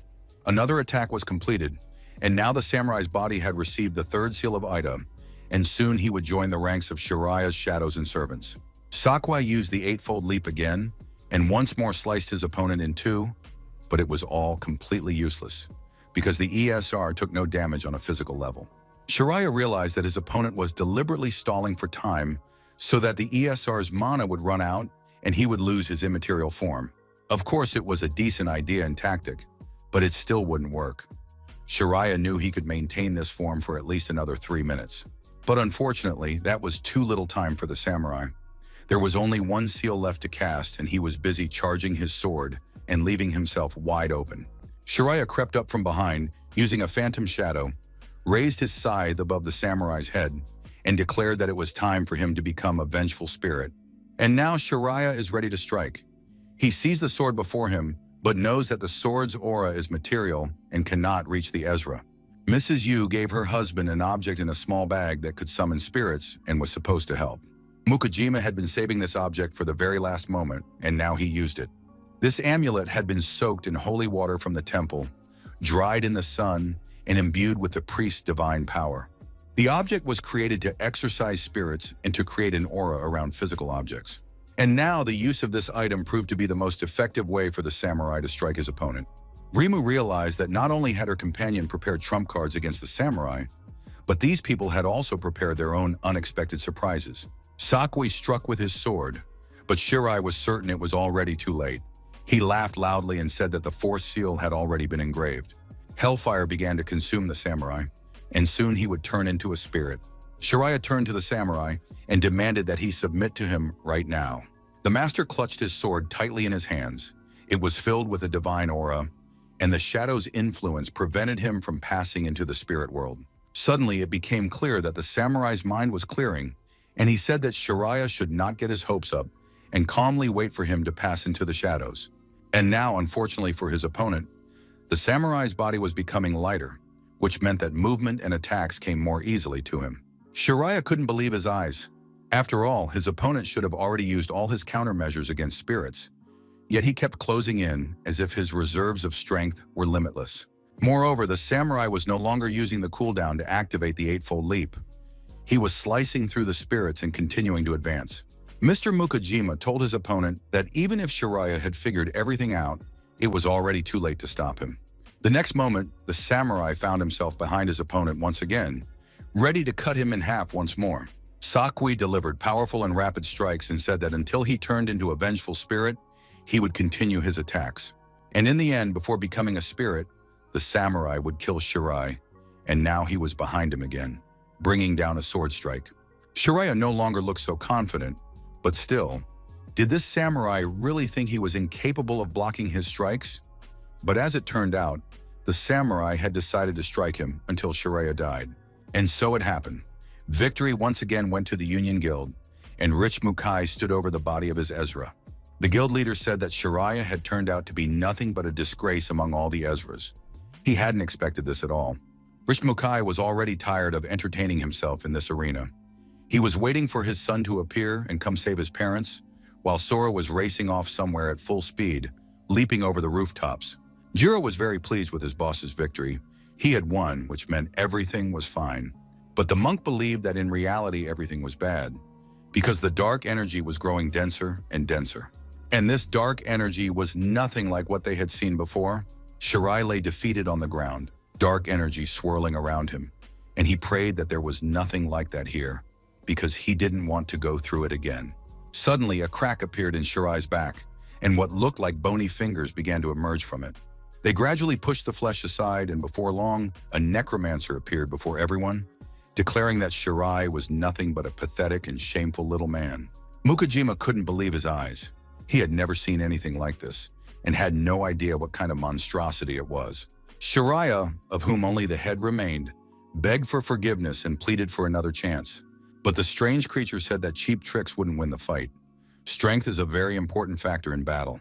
The necromancer clamped his hand around Shirai's head and crushed it like a tomato, sending blood spattering in all directions. He declared that not only Shirai, but his enemies as well, would not escape from here alive. The samurai surmised that he was now facing the true form of the Ezra of Ada. It was all eerie and terrifying. No one knew what kind of monster this was, but everyone understood that it was a very dangerous and bloodthirsty creature. Rist Mukai, however, looked pleased. He understood that the duel was about to take a different turn, and now everything would be different. The enormous demonic ESR of Ada towered over the arena, and it was completely unclear from which side to approach him. ESR recounted that the first person he killed after becoming an Esser was his own brother. This had happened many years ago, and since then, the monster had lost count of his victims. As soon as someone died by his hand, they immediately became his personal puppet. And now the true Ezra of Ida was certain that exactly the same fate awaited the samurai. The man had a first-degree seal on his head. He had believed that after Shirai's death, everything would be reset. But for some reason, that hadn't happened. The Eightfold Leap was still recharging, and the man had run out of options. He felt a terrible sense of hopelessness. But this feeling was familiar to the samurai. He had experienced exactly the same sensations when he was left alone against the giant spider.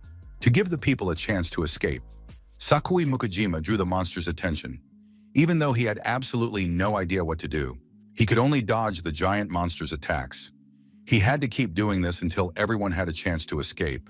He couldn't give up or retreat.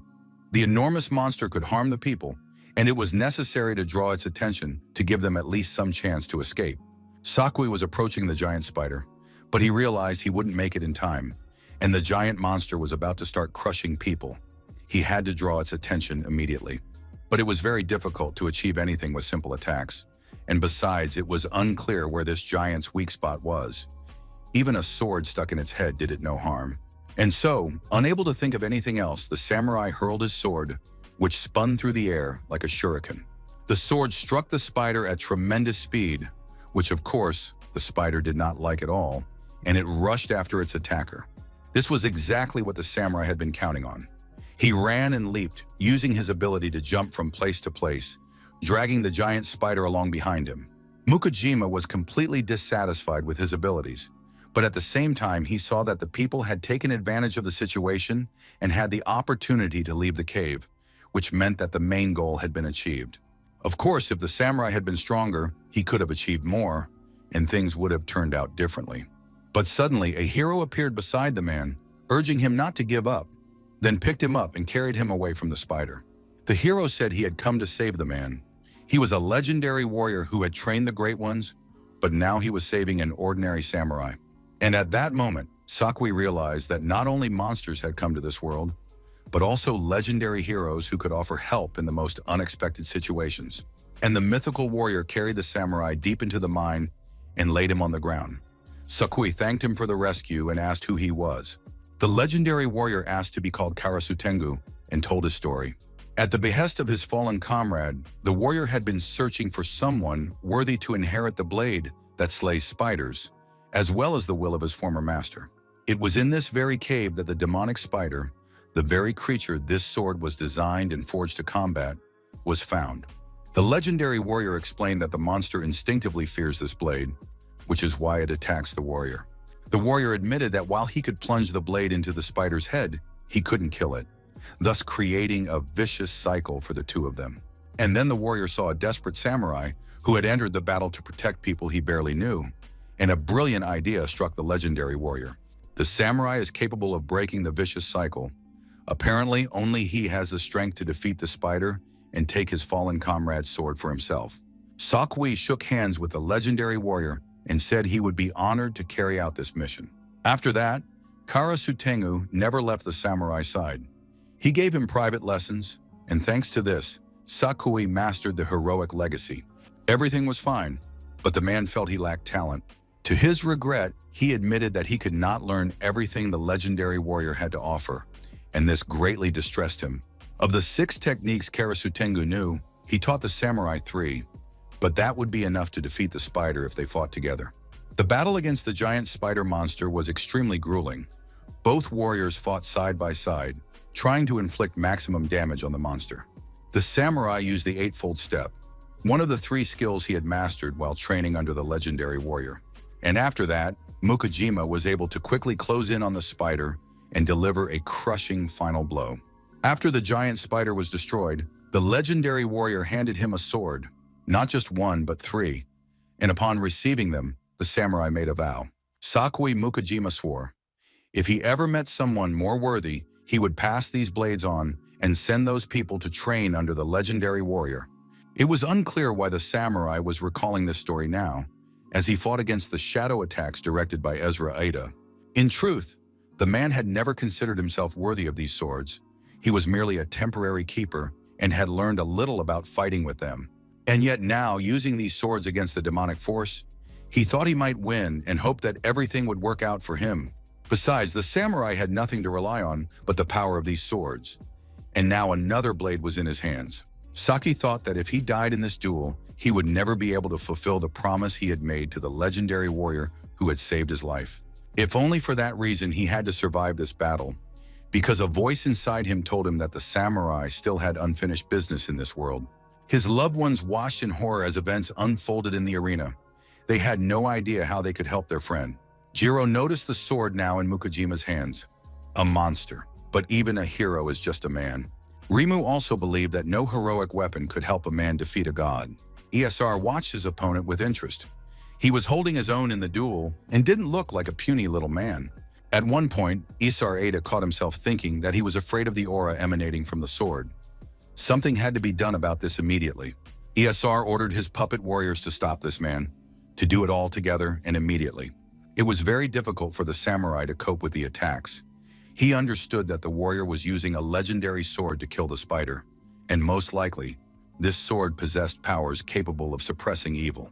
And now, as the samurai attacked the monster, he could see that the creature deeply disliked the sword's influence and aura. Sakui had no idea how effective his sword would be against the god of the underworld, but now everyone who could was attacking the man to prevent him from reaching Ezra.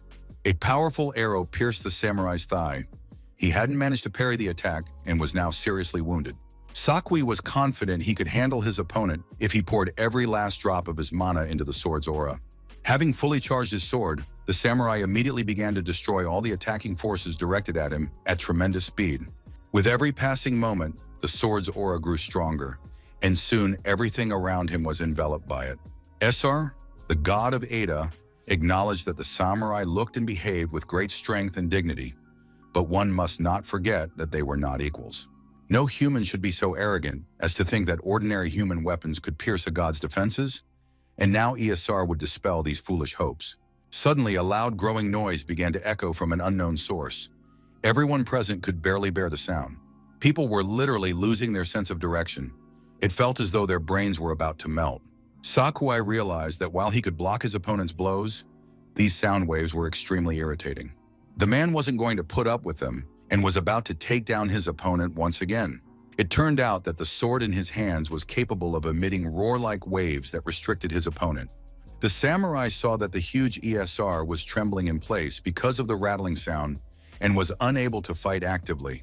He had to take advantage of this opportunity, especially since the ESR of the god Ada himself was surprised that his movement was being restricted by sound waves. However, the ESR believed it was too early for the man to rejoice. The duration of the Sacred Blade's effect was soon immediately reduced. And at the very moment when a person is practically convinced of his victory, absolutely anything can happen, and he can become weaker. Sakui was rapidly closing in on his opponent, realizing he had only one chance. Everyone watched the duel with bated breath, unable to predict whether the samurai would manage to deliver the final blow before the ESR came to. Sakui raised his sword and was already near his opponent's head. It seemed that nothing could stop him now. But at that moment, the ESR shouted loudly and said it was all over. He instantly grabbed the samurai with his hand and squeezed his body like a toy figure. Listening to the samurai's groans, the god of the underworld, Esser, announced with relish that the man's end had come. All three, Lady Yu, the monk, and Jiro, activated their abilities, trying in this way to help Mr. Mukajima, upon whom Esser had instantly placed 4 seals of death. Obviously, no one could just stand by and watch this man's destruction, but the goddess Athena intervened again and said that no one dared to disrupt the duel in the arena. However, unexpectedly, the goddess Athena felt some kind of influence on her body. She stood up straight, as if at attention, and asked who was there. The other Ezras also felt vibrations, as if someone were breaking through the barrier from the outside, but the Lord was supposed to be guarding the perimeter. At that moment, a stream of light poured down from the sky, shattering the protective sphere above the arena. The surprised goddess Athena said nothing more, for she began to crumble on her own. Rimu saw that the barrier had been destroyed. It was simply unreal. Could Lord Zeus have intervened and destroyed the barrier with his lightning? But then everyone realized that the situation had worsened not because of Zeus, but because Sora Mukajima had somehow managed to intervene to save his parents. Rimu realized that the lightning spear Sora had hurled at the protective barrier was a technique known only to the gods. As soon as the protective barrier was breached, Lady Yu and the monk were able to cast defensive spells in the form of a magic shield and a diamond veil to protect Lord Mukajima. The mother shouted at her son to ignore his father and focus on his opponent, and Sora immediately sent a lightning spear at Ezra Ada's face. Ezra hadn't expected this at all. He cursed and swore, staring at his ruined face. He didn't care that this brat had broken through the barrier. It was already too late, and his father had already become a plaything in Ezra Ada's hands. Jiro instantly conjured a stone pedestal, which Sora used to push off for his next attack. Now Sora was rapidly closing in on the hand that was gripping his father. He wanted to destroy it and take the man back to lift the curse from him. Ezra Ida screamed loudly. He couldn't believe his eyes and stared in astonishment at the remnant of his arm. Now he had no hand, and it was completely unclear how this had happened to him. The enormous hand, severed at the elbow, fell to the ground, still clutching the samurai within it. Sora ran to the severed hand, pried open the fingers clutching his father, and lifted the man to help him leave the arena. Sora shouted that he wouldn't let anyone die while he was there. After that, the young man encouraged his father, saying he'd held up great. Sora told his father that this skeleton wasn't a problem at all, but that the guy behind the barrier who shoots lightning was really strong. The young man admitted that this was the strongest opponent he had faced since leaving the abyss. Rishmukai was very pleased, for Sora Mukajima, whom they had been waiting for so long, had finally appeared, and he hurled bolts of lightning. And although these lightning bolts didn't hurt Sora, something still felt strange.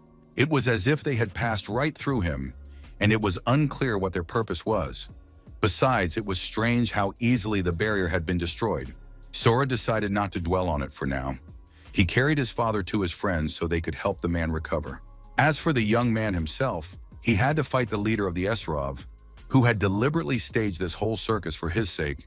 Mukai looked down at the boy from above. A huge dragon stood beside him, and the whole scene looked rather amusing. Hiro had already come to his senses and declared, if the barrier had been destroyed, then they no longer had to worry about the rules established by the goddess Athena. The very next moment, Hiro approached the monk and challenged him to a rematch, unafraid of the rules. Rimu found all this very strange. She noticed that the Lord wasn't stopping Hiro. Perhaps the Lord wanted to gauge Hiro's true strength without any restrictions. And now such an opportunity had arisen. The girl realized she shouldn't stand on the sidelines. She hadn't participated in the fight at all today. However, it wasn't just her. Kaichi was standing there too, as if he'd simply come here to watch a movie and have some fun. The assassin asked her not to worry about him, since he only appeared at the right moments and would definitely join the fight when he deemed it necessary. Rimu called out to Shiraya, saying that he had merely lost an arm, so there was no need to act like he was dying. He needed to get back in the fray and fight everyone. Shiraya was very upset that he had nearly lost this battle, so he wanted revenge and had no intention of sitting on the sidelines. He immediately rushed into the attack, saying that no one would snatch victory from him. The young man asked Jiro to take care of his parents and said he would handle everything else. Jiro, as the master of stone, immediately created a protective barrier around himself and the Mukajima couple to give the leader a chance to recover. Sora stood before the stone barrier and waited for his first opponent to approach. Once he realized his family and loved ones were safe, Sora decided it was time to give it his all. He would kill anyone who laid a finger on his father and mother. Meanwhile, Hiro was fighting the monk.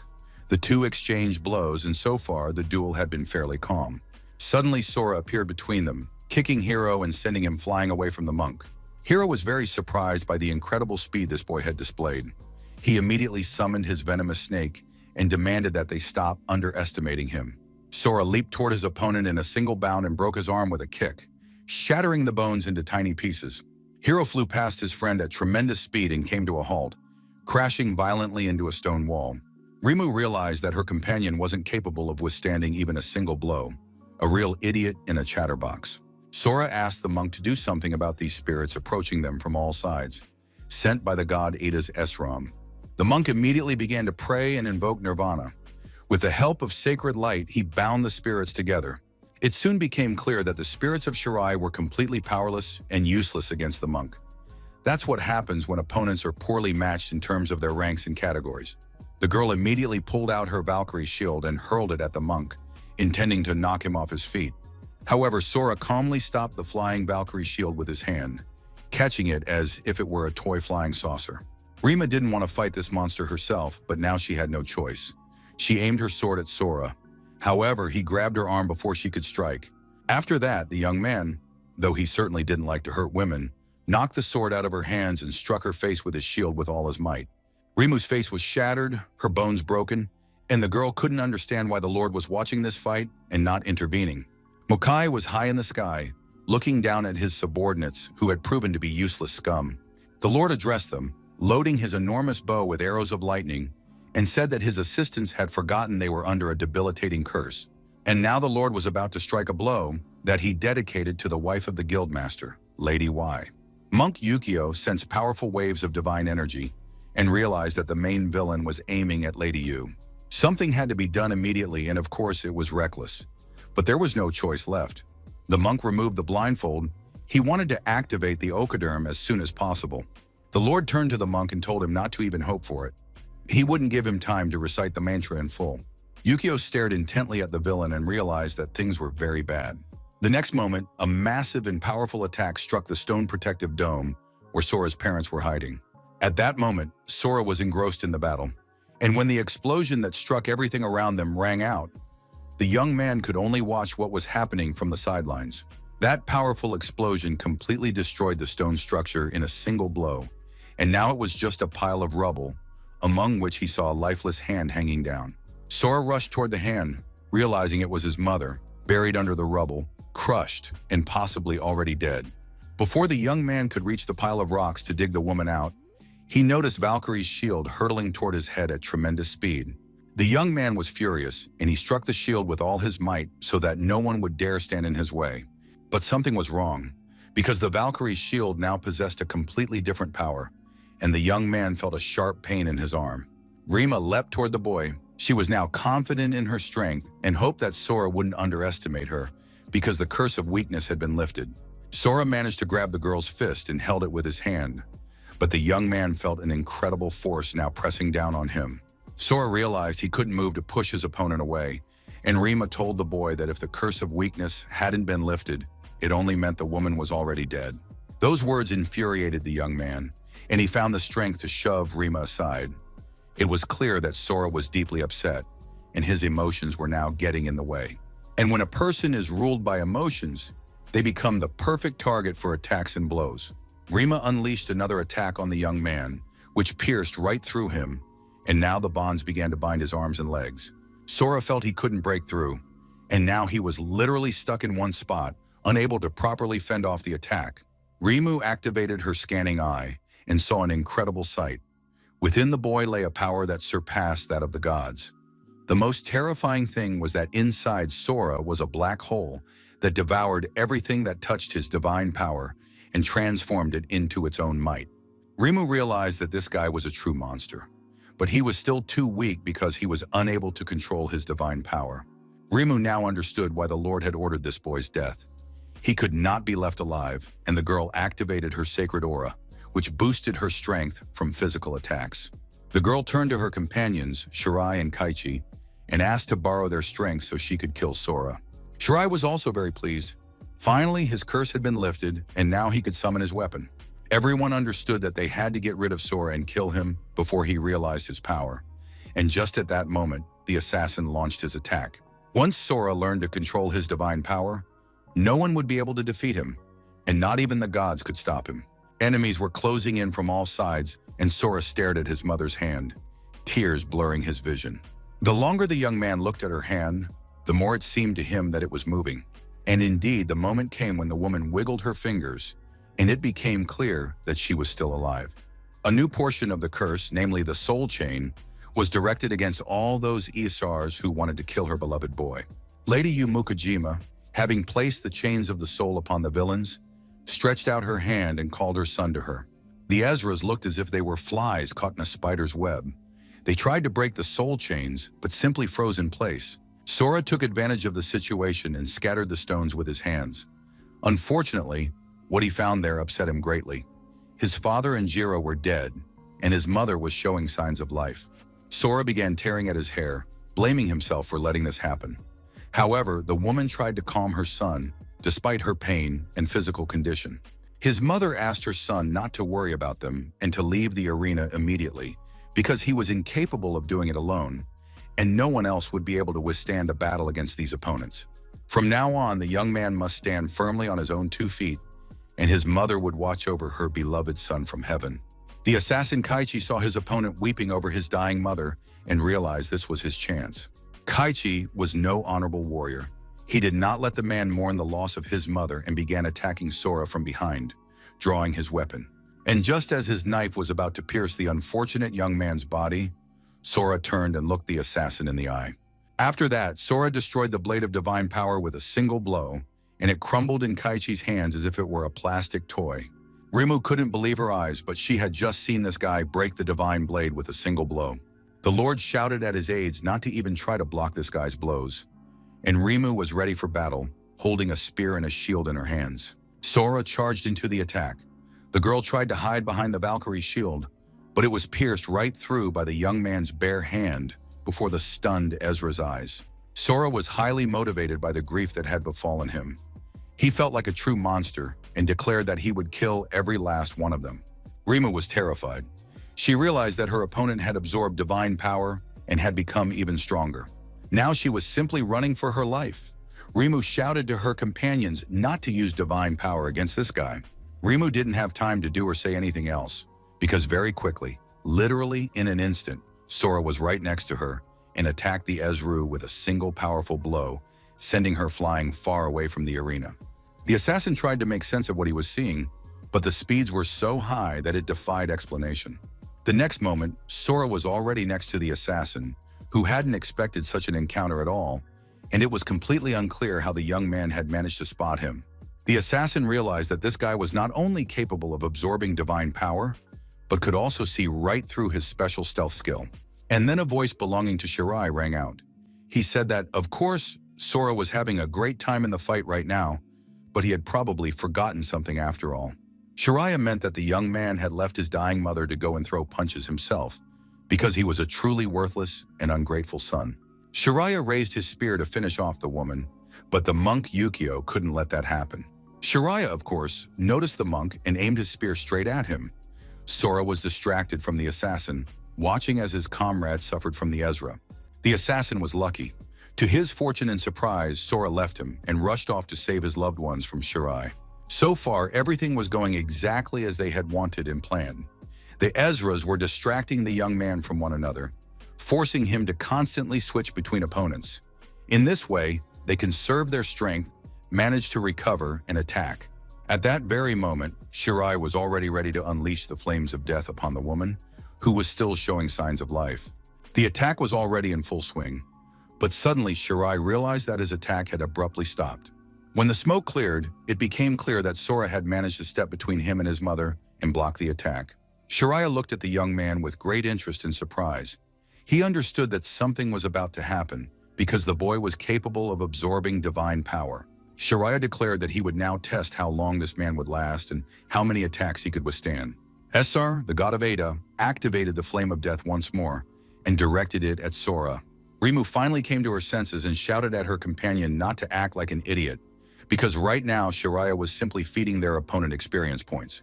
Divine power wouldn't help against a guy like this, just as close combat wouldn't.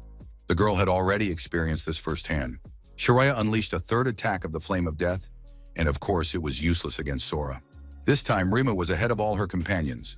She realized that divine power couldn't cause any harm, so she channeled the power into the stones, and at that speed, they were just as deadly as bullets. Perhaps the girl wouldn't be able to kill Sora with these stones, but she would destroy his dying mother easily and simply, and now Sora was forced to deflect the stones. Rimu watched with delight as the boy gave it his all, deflecting every stone flying at him and his mother. And then other Ezras joined in on the stone barrage. They were desperate to see Sora Mukajima die right then and there. No matter how hard the young man tried to fend off the barrage of stones, he couldn't cope with their sheer number, speed, and force. Soon, some stones began to hit the unfortunate woman, and she was already begging her son to let her die in peace. But Sora wouldn't agree. He didn't want to give up and said that if he couldn't protect his family, what was the point of living at all? Lord Makai said that this touching scene of love for his family made him sick to his stomach. The villain prepared a special arrow, and it didn't matter that the young man could absorb divine power. The Lord intended to put an end to this futile resistance, and he drew the scissors of Atropos.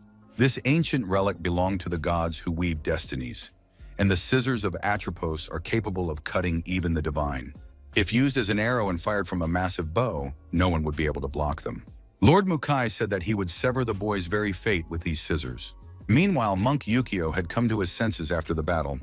It turned out he wasn't dead yet, though he was badly wounded. The monk raised his head. He sensed divine power and realized things were bad. Yukio shouted at the young man to run. However, in the next instant, the assassin was already standing next to the monk with a new dagger. He pressed the weapon against the monk's neck, telling him not to meddle in matters that weren't his concern. Sora also looked up at the sky. He didn't yet understand what Mukai had planned against him, but it was clear that things were bad. The young man heard his mother's voice and immediately turned to face her, his face streaked with bitter tears.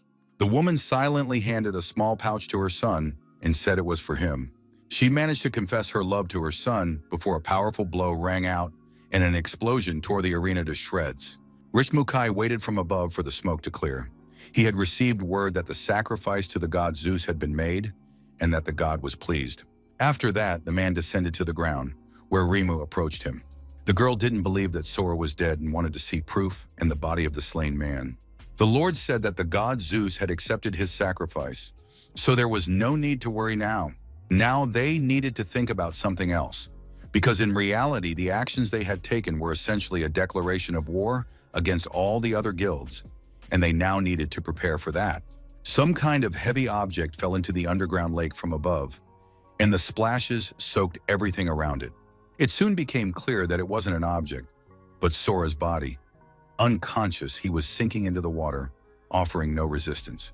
The enormous stone cave was covered with stalagmites and stalactites. A stream flowed at its bottom, and everything was rather gloomy. An unfamiliar warrior with a huge sword in his hands walked through the cave, dragging the young man's body behind him by the leg. It was Sora, who had finally come to his senses from the jolting and the blows against the rocks. The young man realized he was alive and now wanted to know where he was. Soon, the face of his dying mother appeared before his eyes, and everything immediately came back to him and flooded his mind.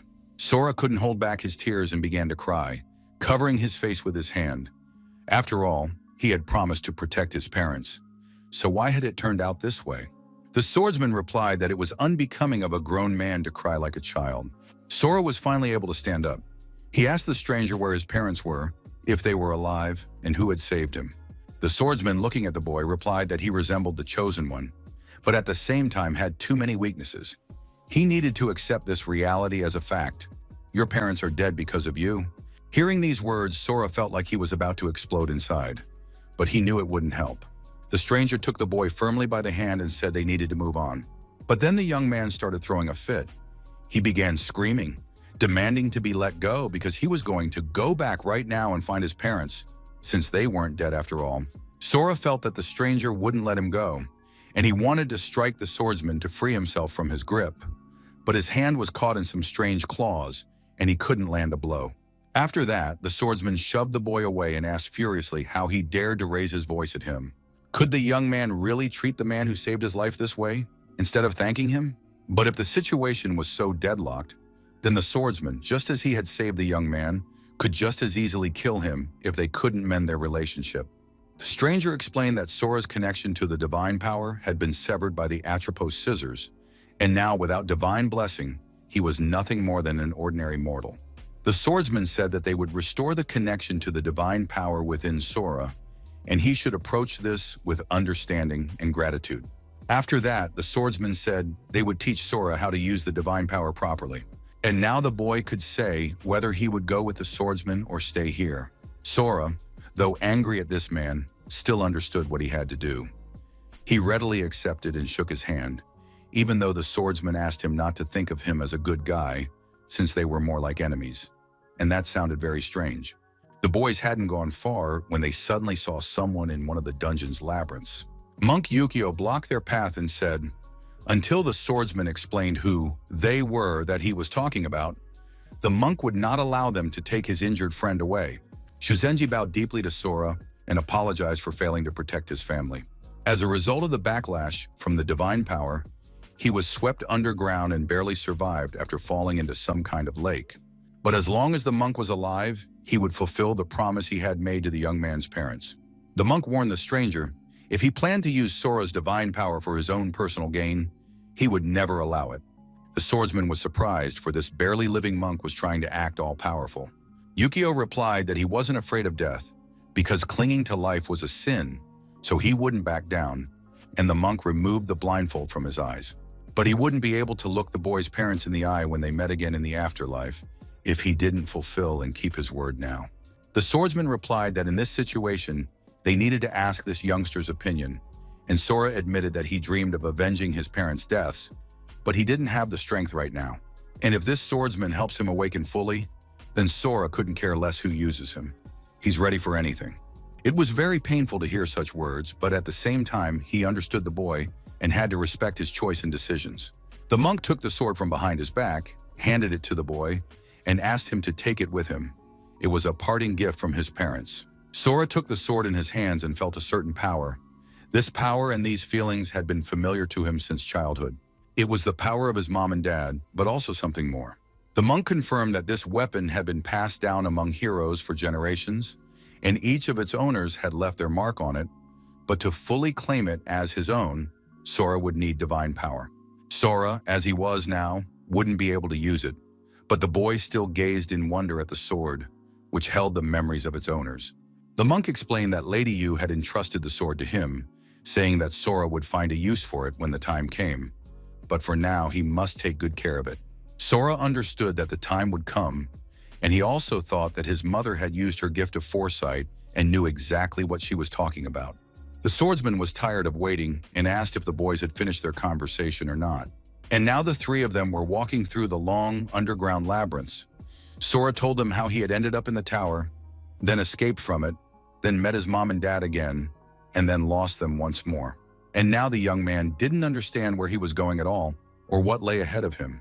At that very moment, some strange creature sat on a throne. For many years it had shown no signs of life, but at that very moment, its eyes lit up with a bright light. The trio had been walking through some underground corridors for quite some time. The monk didn't even know there was such a vast space beneath the sixth refuge. The swordsman didn't understand why the monk had tagged along with them, but Yukio replied that he planned to protect the son of his deceased friend. The swordsman thought this was utter nonsense. The boy could easily beat up someone like the monk. Did he really need his protection? Yukio was very humble. He said that even if the boy didn't need his protection, he would do it at the cost of his own life. The fact was that Mrs. Yu had once warned them. If they followed her instructions, it would be better for everyone. However, after that, what happened happened. And now the monk had decided to no longer believe in prophets, but to trust only himself. The swordsman stopped arguing with the boys, but asked them to at least listen to him when they met God. Sora thought about his mother's words that it would be better for everyone. How could it be better if he was the only one who survived? Was this really the best ending for his mother? The young man looked sadly at the sword in his hands. Suddenly, the monk Yukio spoke up. He knew that city gossip claimed the so-called god was locked up in this cave, and now the monk wanted to know if the local god truly possessed divine power, or if it was all lies. The swordsman didn't answer, believing it wasn't worth talking to fools, and then he added that they would soon see the god for themselves and draw their own conclusions. Sora also decided to ask a couple of questions. He asked the swordsman what kind of god they were talking about, but the swordsman replied that one must not utter his name thoughtlessly. Some more time passed, and soon the whole group emerged into a vast space. The swordsman warned that they had arrived at their destination and needed to stop chatting. After that, the man held his hands out toward the massive doors and began to speak some special magical words. The swordsman closed his eyes and said, I stand before the Lord with a flame in my hand. And soon a sort of divine cloud seemed to form from his hand, and it gradually began to rise upward, breaking away from the swordsman's hand. This cloud approached the massive gates, which immediately began to glow and tremble, and the sound of the inner locks opening could be heard. The swordsman invited everyone to enter, but the monk had to remain outside until God gave him permission to enter. Yukio didn't argue and warned the young man to be very careful inside God's cave, because the divine power within Sora was extraordinary, and God might want to take it for himself. And as soon as the boys approached the doors, the swordsman pointed to the young man and told him to go first, because the god of intrigue and flame was waiting for him. Sora didn't argue or resist, but the god of intrigue and flame sounded very strange. But on the other hand, it didn't matter at all who he was. Even if this god tried to use him, Sora was certain that in the end, everything would turn out exactly as he wanted. As soon as the young man stepped inside the hall, his foot immediately landed in a magic circle. Yukio, though he remained standing outside, sensed that this room was filled with an overwhelming divine power. Sora walked deeper into the hall and looked like a tiny insect compared to the enormous silhouette towering above him. The young man surveyed the vast scale. Basically, this was exactly what you'd expect from a god. He was a giant of intrigue and flame. This was roughly how Sora had imagined the Norse god Loki. But he had a very strange form, and the years had not been kind to him. But then God opened his eyes, looked at the young man, and said that he had finally arrived. God was immediately very surprised, because this young man remained calm at the sight of God. It was immediately clear that he was no ordinary person. The god asked Sora if he wished to avenge his fallen family members. The young man was quite honest and sincere. He put his hand on his heart and said that this was the only reason he had come here. Sora's connection to divine power had been severed by a sacred artifact. If the young man wished to restore it, he would have to pay the appropriate price. Sora replied that he was ready to do anything for this. If God would help him, he was here precisely for revenge. God remained silent, and then the young man wondered, could it be that this was still not enough? Sora paused to think for a moment and added that divine power alone wasn't enough for him, because he needed absolute power to crush his enemies. Sora pointed his finger at God and asked if God could give him all of this. God demanded that the boy not get too big for his britches. Why did he think he could afford to throw words around so carelessly in the face of God? After that, God grabbed the boy and squeezed his hand tightly, nearly squeezing the life out of Sora. Sora smiled and told God that he had brought him here through his servant because God wanted something from him. Sora suggested God take a guess. Surely God was planning to suck out his divine power to revive that wreck he considered his body. Such insight and audacity greatly upset and enraged God, and he squeezed this arrogant boar even tighter. Sora realized he'd hit the nail on the head and suggested that God simply kill him and take all his power if he could. But when God did nothing, Sora realized that God simply couldn't do it, and that was the whole problem. In the end, God released the guy, sat him on his lap, and admitted that that was exactly the case. Sora possesses a power that suits God very well, but he cannot take it away. In that case, they were both in a complete deadlock, and Sora reached out his hand to the god of intrigue to shake it as a sign of reconciliation. Sora already knew that the power he had absorbed in the tower was comparable in strength to that of the Norse gods. But if even such a significant figure in Norse mythology as Loki cannot take away divine power, then that means Loki must treat a mere nobody like a human as an equal partner. Loki was forced to admit that this guy had guts. For a mere mortal, he was remarkably brave and fearless. And the god extended his claw to the young man, which he was to grasp as a sign of agreement and reconciliation, confirming their desire to work together in the future. But still, the god Loki wanted Sora to remember once and for all, none of those who had treated the god Loki with contempt had survived. Sora replied that such empty threats only fed the bright image of the mighty god. Loki already realized that this guy would be a real thorn in his side, but in his current state, Loki wouldn't last long anyway. God Loki really did look terrible and felt even worse, so he cleared his throat and said he would be brief. Sora realized that since they were partners now, he needed to show a little goodwill, so he addressed God respectfully and asked what he had in mind. Loki replied that the boy must return to the tower. Sora immediately recalled that dreadful abyss, where he had practically turned into a monster because he was constantly preoccupied with blood and killing. There are currently only 16 towers on the planet, each containing the various powers of the gods. Other Norse towers had also opened, But none of the beings familiar to the god Loki had awakened. And now Loki and Sora cannot allow other hunters to get their hands on their tower. Sora didn't understand why the other Norse gods hadn't awakened. And then the god could no longer contain his rage and confessed. The fact was, they had all been betrayed. He would explain the details later. For now, Sora needed to know only one thing. From now on, all the Greek gods are their common enemies. After all, Sora wants to gain the power to defeat all enemies in his path. And that is exactly the power Loki will give him, along with a choice. Sora would be able to absorb the power of the giant Surtur's flame, and a ball of fire appeared before the young man. Its fire will burn away all impurities in the young man's divine power, transforming it into a primal force that Sora will be able to control. But this power will have to be fueled by his own strength, and if his reserves are depleted, Surtur's flame will burn him to ashes from within. The second option is to plant the seed of Yggdrasil, the world tree, within the young man's body. It will then begin to evolve, transforming him into a suitable vessel for divine powers, capable of calmly mastering any divine power. But it would take years for this power to grow. This is the longest path, and Sora is unlikely to like it. The young man understood that the flame of Surtur would parasitize within him, and that it would take an eternity to wait for the fruits of the world tree. But it turned out there was a third option, to use the first and second. In this case, the world tree would grow faster, fueled by Surtur's fire, and the flame would burn away excess shoots, lightening the burden on the boy's body. But in the end, Sora will be doomed, and Ragnarok himself will come for his soul. Losing control for even a moment, Sora will immediately turn to the ashes of madness. That was all the god of intrigue and flame could offer, and now he waited to see what the young man would choose. Sora replied that there was no choice for him here at all. Of course, he would take it all, right away. The god Loki was delighted with the boy, believing him to have a wonderful spirit, and now Sora's body was bursting with new sensations. It felt as though he were burning entirely from within. A few moments later, marks appeared on his arms. Divine marks of fire and tree. The young man screamed loudly and writhed, while the god Loki explained that opposing forces were beginning to merge within his body. And while the rebirth was taking place, the god Loki pondered the oddities of life. Who would have known that the last hope of the Norse gods would end up in the hands of a mere mortal? At that very moment, somewhere in the city, the god of darkness, Fudel, was fighting a monster in a miraculous way. But suddenly his body seemed to start twisting, and he felt sick. At some point, Fudel realized that someone was stealing all his divine power right then and there.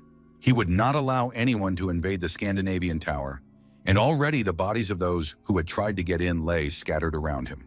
Several opposing forces met in the town square. Once again, they had to divide the territory. Mukai addressed the military.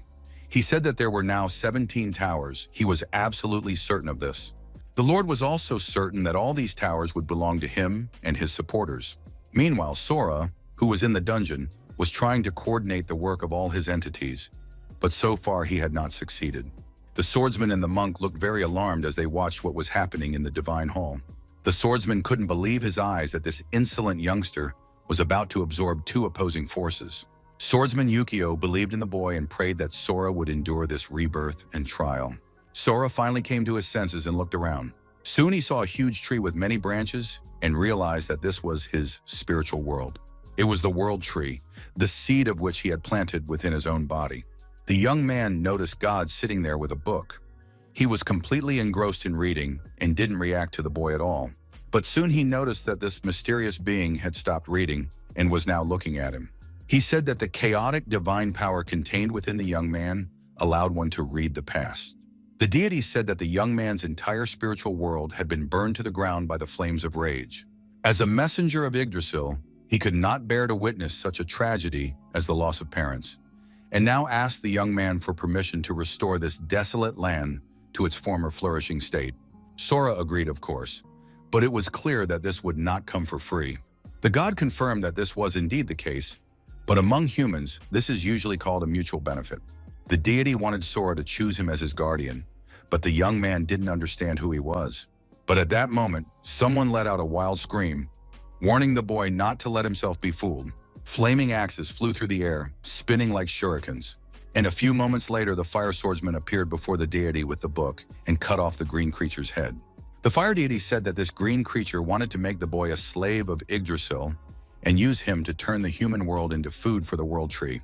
And now both representatives of the elements stood near Sora, and he had to somehow reconcile himself with them and them with each other. The tree insisted that they couldn't take the keeper, because the flames would burn the poor boy to ashes. And now a conflict had begun between the two elements, and they had once again resorted to quarrels and mutual accusations. The flame of Surtra asked if he had seen the green inner world of this unfortunate child.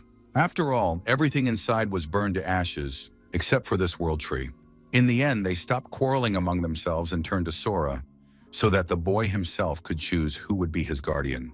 But before making a decision, the young man had to carefully read several pages from the magic book. The Green Guardian tore the pages from the book and handed them to the young man. It was the Book of the Essers. To become an ESR, a person must do several things. First, they must choose a guardian who will convey God's will, and then they will become a candidate for the ESRs. This person must enter the abyss and battle other candidates. After that, the winner will become an ESR, receive divine armor, and earn the right to enter the tower. The guardian guides his Ezra, grants him power, and punishes him for bad deeds. Ezra's divine armor allows him to borrow power from the gods themselves. The representative of the flame was very angry at this green old man, believing he should have been burned immediately. Sora realized that these two parts of him were fighting each other for the right to be his guardians. Flame and tree, founders from Norse mythology, are fighting over the young man. It's simply astonishing, since anyone would dream of being in his place. Both representatives waited with bated breath to see which of them he would choose. But the young man said that this pair didn't have a clue who they were dealing with. They act as if they've condescended to him or something along those lines. And they hope that whoever Sora chooses is destined to be a slave or something like that. But now the guy is going to explain the whole truth of life to them, because they are his pawns. Sora clamped both representatives in his hands and said that they were completely at his mercy and didn't need to act all-powerful. The flame of Surtra screamed pitifully as the young man shoved it into his mouth. After that, it was time to devour the spirit of the tree, which also went down his throat. Sora chewed both of his meals thoroughly, for his mother had always told him that one must chew well. It aids digestion. Sora gazed into his inner world and realized that from this day forward, even the gods would be his prey. Sora returned to his world, and with a light flick of his wrist, destroyed the sword he had been holding. The god of intrigue and flame waited patiently for it all to end and asked the boy what he had chosen, though Loki didn't really care, since Sora had fallen into his trap either way. Sora didn't answer the god's question. It seemed he was still thinking and pondering something. Finally, the boy looked at the god and asked if Loki really couldn't see for himself what he had chosen. After that, Sora jumped down from God's lap, saying bye to him as he left. Loki was deep in thought because he had seen an unusual symbol on the boy's arm. It belonged neither to the flames of Surtur nor to the World Tree. The god Loki realized that the young man had absorbed both, but that was impossible. No sooner had the military and Tiger's Roar sorted things out among themselves than news arrived that the first candidate for the 17th Tower's ESR had appeared. Rishmukai was furious. He couldn't understand who could have beaten him to it. Ms. Tonosaki didn't know what to make of it either. Could there really be a traitor operating behind the scenes? And now former enemies. But from this moment on, allies rushed toward the 17th Tower in order to fight their way in and become its Ezras as well.